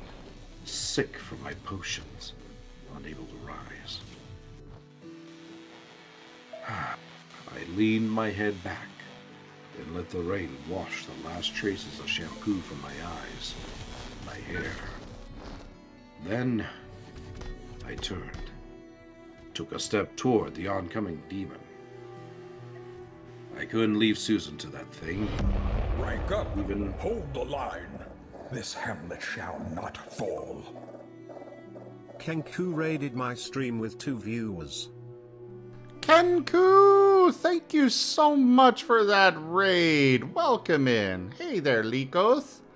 We're doing some Cosmeteer. We've got Whiskers here doing some art. And also, if you guys want a commission, they are open. Message me on Discord, 33 for lines, 77 for colors. Otherwise, I will be quiet and in the chat and stuff because Rygon is doing some narration. And I want to listen, so yeah. Then I turned, took a step toward the oncoming demon. I couldn't leave Susan to that thing. Not even if it meant dying. I'd never be able to live with myself afterward. The demon squalled something at me in its hissing, toady voice, and raised both its hands toward me, coming up onto its hind legs. Lightning flashed overhead, blinding bright. Thunder came hard on its heels, deep enough to shake the street beneath my bare feet. Thunder, lightning, the storm. I looked up at the boiling clouds overhead, lit by the dancing lightning moving among them, deadly beautiful and luminous. Power seethed and danced in the storm, mystic energies as old as time. Enough power to shatter stones, superheat air, boil water to steam, burn anything it touched to ashes. At this point, I think it is safe to say, I was desperate enough to try anything. The demon howled and waddled forward, clumsy and quick. I raised my staff to the sky with one hand, and with the other pointed a finger at the demon. This was dangerous work, tapping the storm.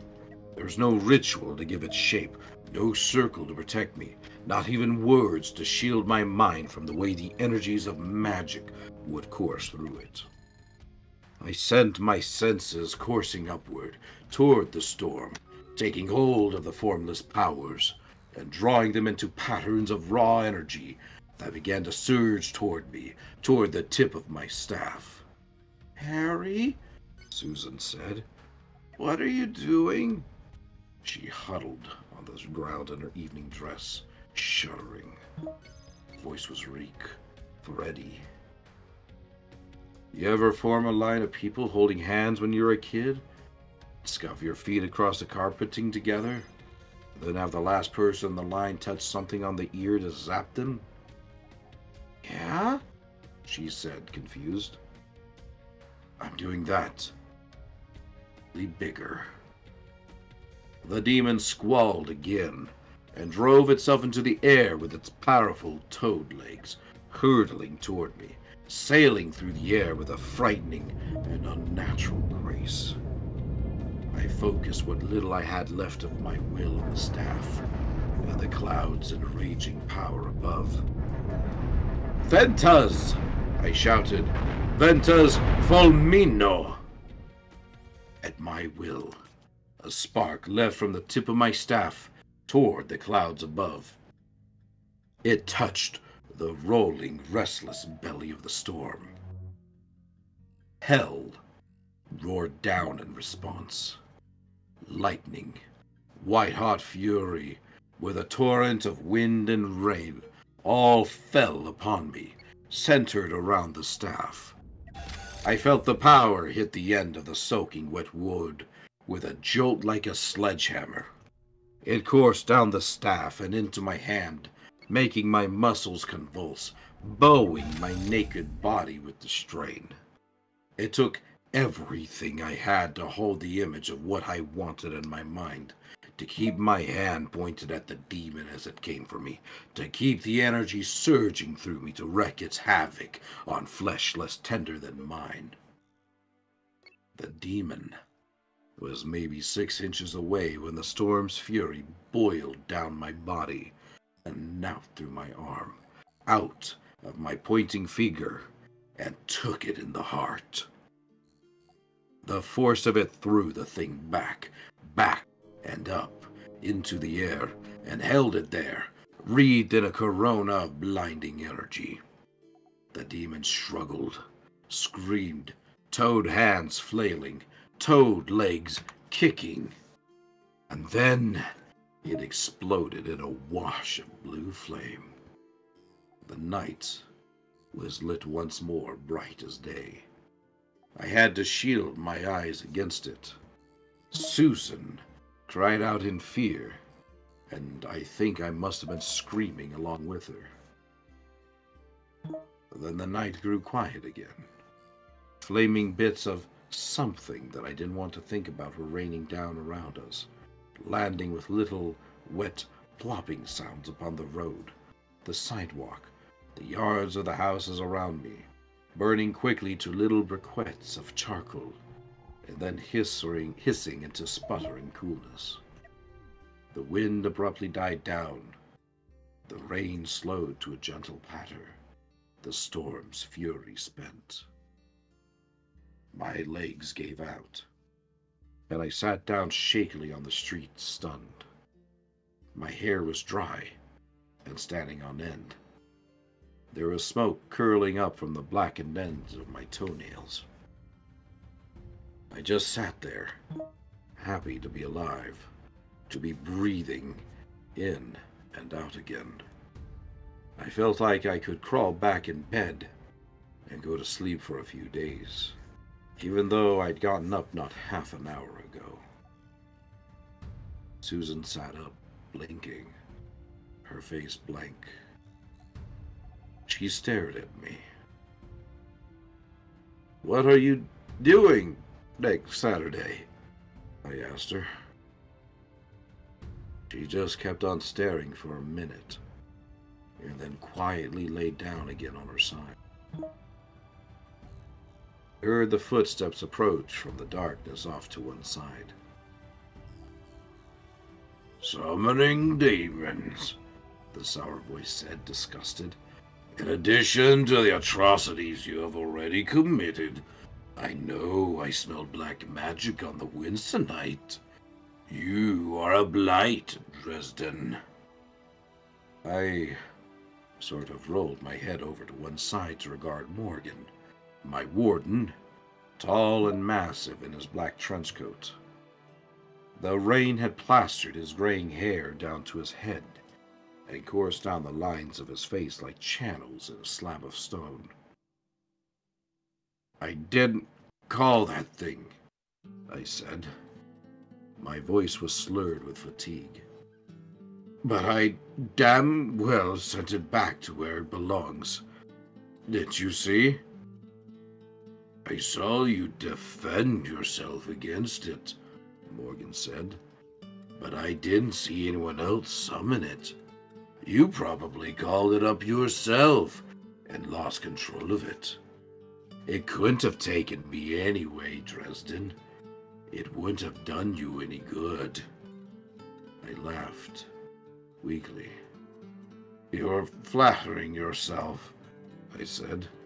"I sure as hell wouldn't risk calling up a demon just to get to you, Morgan." He narrowed his already narrow eyes.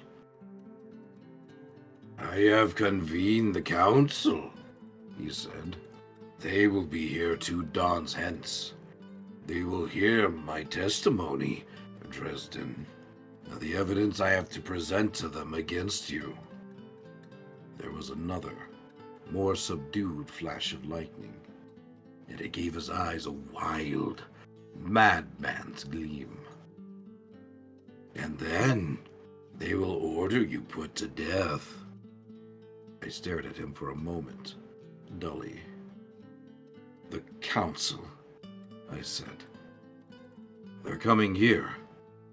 To Chicago. Morgan smiled at me, the kind of smile sharks reserve for baby seals. Dawn, on Monday, you will be brought before them. I don't usually enjoy my position as executioner, Harry Blackstone Copperfield Dresden. But in your case, I am proud to fulfill that role. I shuddered when he pronounced my full name. He did it almost exactly right. Maybe by accident, and maybe not, too. There are those on the White Council who knew my name, knew how to say it. To run from the council convened, to avoid them, would be to admit guilt and invite disaster. And because they knew my name, they could find me. They could get to me. Anywhere. Susan moaned and stirred. Harry? She mumbled. What happened? I turned to her to make sure she was all right. When I glanced back over my shoulder, Morgan was gone. Susan sneezed and huddled against me. I put an arm around her to share what little warmth I had. Monday morning, Morgan would bring his suspicions and level his accusations, and I would likely be enough to get voted dead. Whoever Mr. or Miss Shadows was, I had to find him, her, it, or them before Monday morning, or I was as good as dead. I was reflecting on what a miserable date I was when the squad car pulled up, turned its spotlights on us, and the officer said over the loudspeaker, "Set the stick down and put your hands up. Don't make any sudden moves."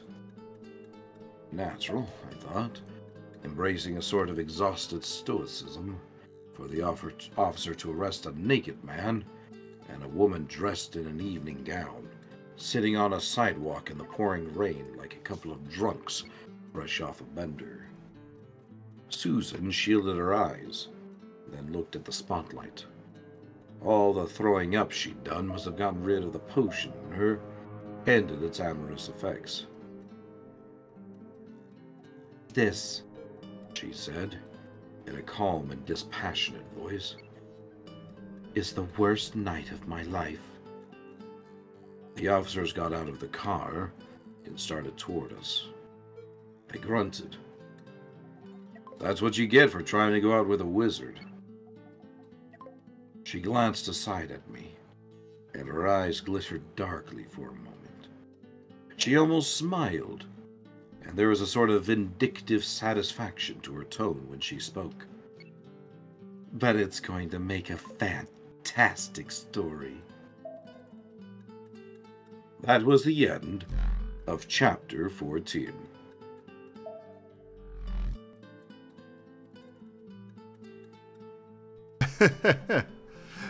Very nice. Whiskers, sorry, does anybody else want some art from Whiskers tonight? Or should I, or Whiskers for that matter, do you need some rest? Make sure you're taking care of yourself.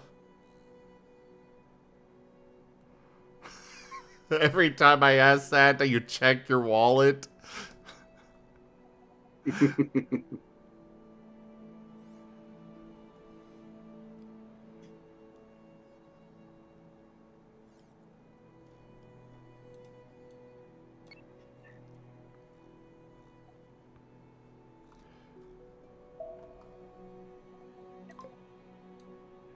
Oh.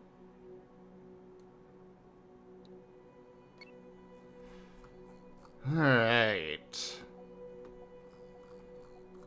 How you doing over there, Robert? Looks like you've got pretty well rebuilt. Yeah, by all means, get in here, Rex. Ooh, this station has 31 diamonds. Ooh. Can you pick them up? I am broke as balls, man. Oh no, not broke as balls. What's up, And you everybody? steal them. I can pick up the 10 carbon they got and bring it over, but I can't. That's good too. Wow. What is up? What is up? I can afford like 1 diamond. Hey, one is better than none. I know I'm broke too right now. All of our money gets split up between everybody, so it's like, And most of what I was making before came from selling resources, so if I'm not doing that, I'm not making any. Fortunately, we keep using all those resources for repairing Yep. and rebuilding. Yep. But it's also really nice to have that on hand when that does happen. Mm-hmm. Sent you a DM there, Zim. Oh, No, I'm we're glad still you doing enjoyed it, Lethal Hello, Company. Satan. Oh, okay. That was a good chapter there, Rygon. I'm glad you enjoyed it. It was definitely action-packed for sure.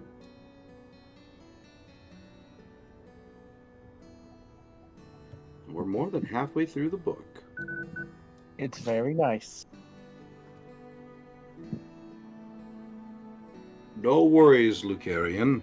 I didn't get you wrong at all. I figured you were talking about the situation and not the reading. I'll be on If people- standby and waiting. Oh, go ahead. I was saying, if people don't like the reading, they just tend to leave. Yeah. Here's what it is. Some people are for it, some people not, but it's definitely good reading. It's I'm gonna go ahead and fantastic rating. Oh yeah. I'm gonna go ahead and be on standby. Just let me know whenever we're moving the Lethal Company, and then I'll start mine up. But I'll just wait until then. Alright. I'm just wrapping things up over here on this right now. Okie dokie. In order to save Hyperion, I'm gonna just fly over there. I'm gonna go to faster speed, everybody. Get this wrapped up in a satisfied way.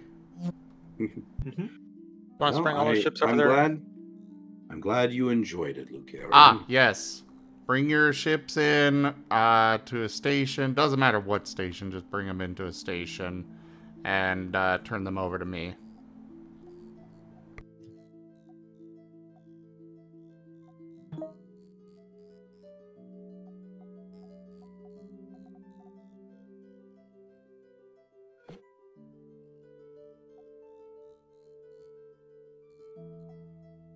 Alright, Robert, you can leave yours there. Hopefully it doesn't get attacked. Why can't you fly it? He's still building it.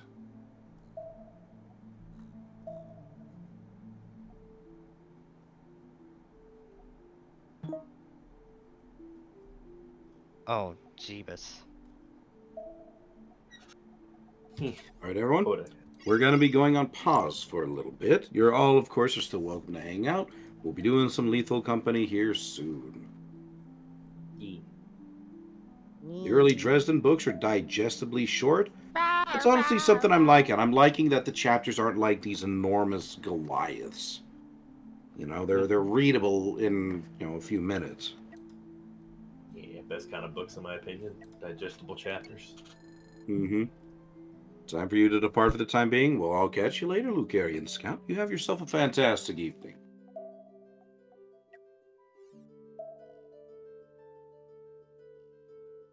Looks like Hang those on, I'll go diamonds over got there. gobbled up. I should be able to get him going pretty good. Or pretty quick, I mean. 5,000 steel on me, you have no space for it. Just dump it out into space. I will definitely make use of it soon. Peace, nature's garbage disposal. Better than the ocean. Oh, See you later, Lucarian. There you go.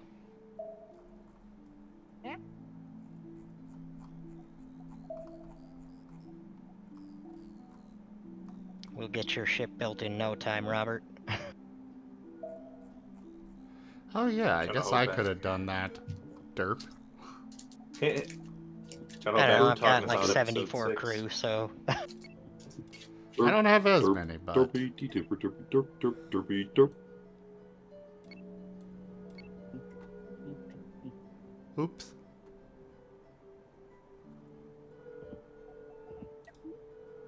Now you need better brakes or something.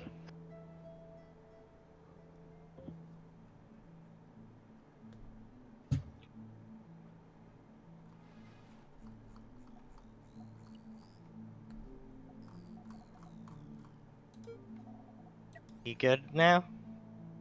To fly? Oh, Looks like it. we've got the resources. Make it so. What? This would be awesome! Dear students, in an effort to make your learning experience more fun, each student's cumulative homework will be turned into a papier-mâché sword and used in a school-wide sword fight at the end of the year. The more homework you do, the bigger your sword. Thank you. Huh. Fuck yes! That'd be awesome. I'd be like, well, yeah, good homework done. I want a big old papier-mâché sword. By the time I'm done, I'm gonna have a papier-mâché tank. Do one math problem per page.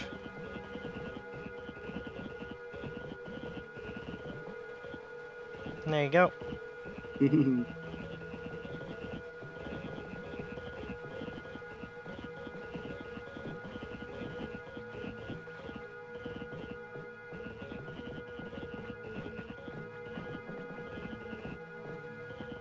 What? I don't think I've ever heard somebody say this. Coming live from the IndieWire, Javier Bardem wanted to phone home with E.T. from Steven Spielberg's hit 1982 film. The Dune star revealed the character was his childhood crush. What? That sounded like it was entirely made by an AI. It does not sound real. I don't think anybody would. I don't know anybody who would say that. No human would say something like.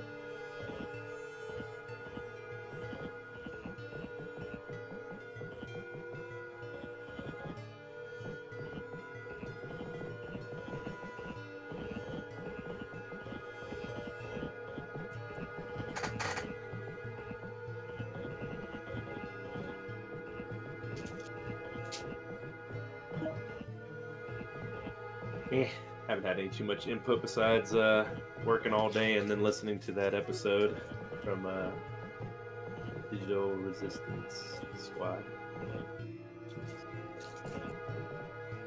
Good episode, by the way. What's a good episode? Episode 6. Oh,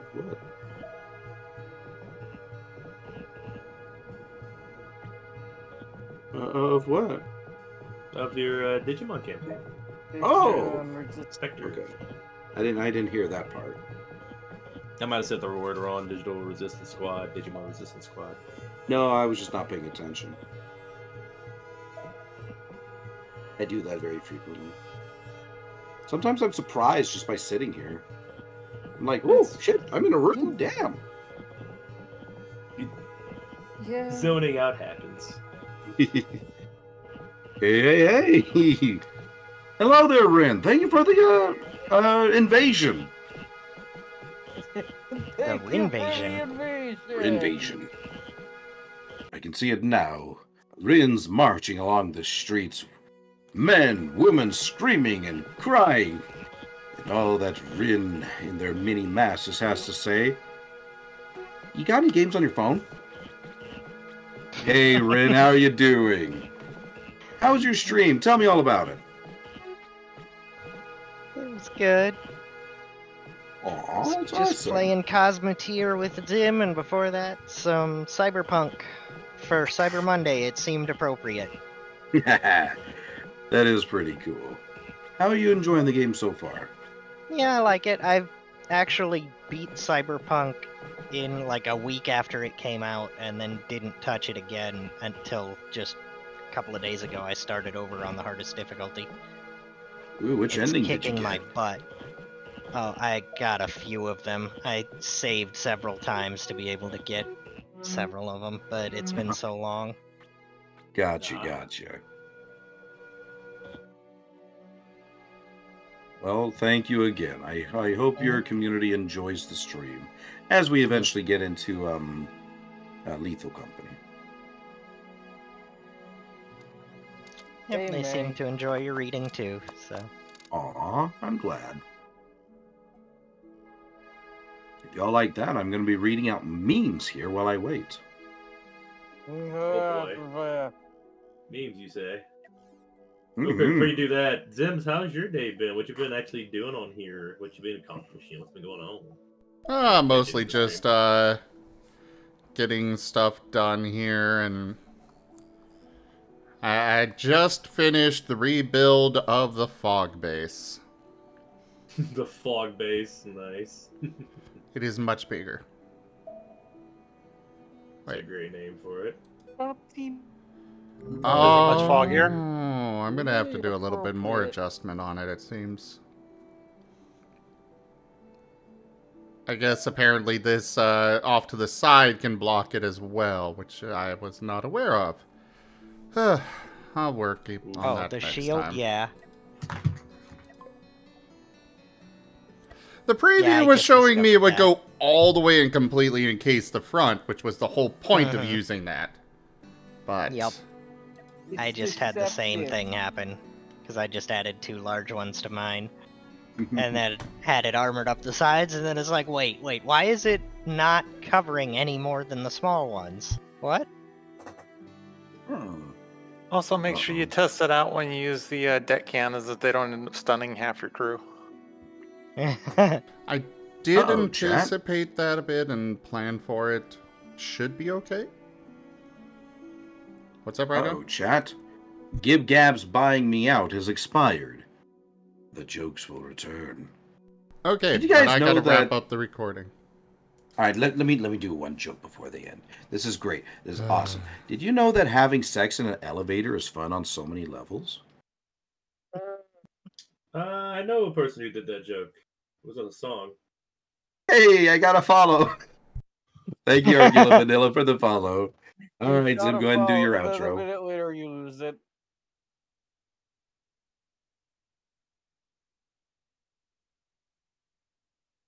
Alright, everybody. Thank you so much for joining us today for Cosmoteer and this art stream so far. Check out our website, zgfgaming.com. We've got links for our Discord, Telegram, Mastodon, Blue Sky, Patreon, and more. They are on the website as well as down in the description below through our link tree. Thank you to my patrons, tippers, and subscribers.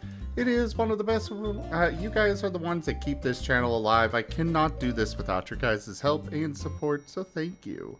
Consider becoming a patron over at patreon.com/zgfgaming. It's one of the best ways to support the channel, though you can also do so by sharing the stream around, as well as subscribing to our YouTube. We are so close to partner over there. I need your guys' help to get that last little bit of the way there. So please share around the YouTube and get people to subscribe. But for now, thank you all so much for joining, and I bid you the most fondest adieu.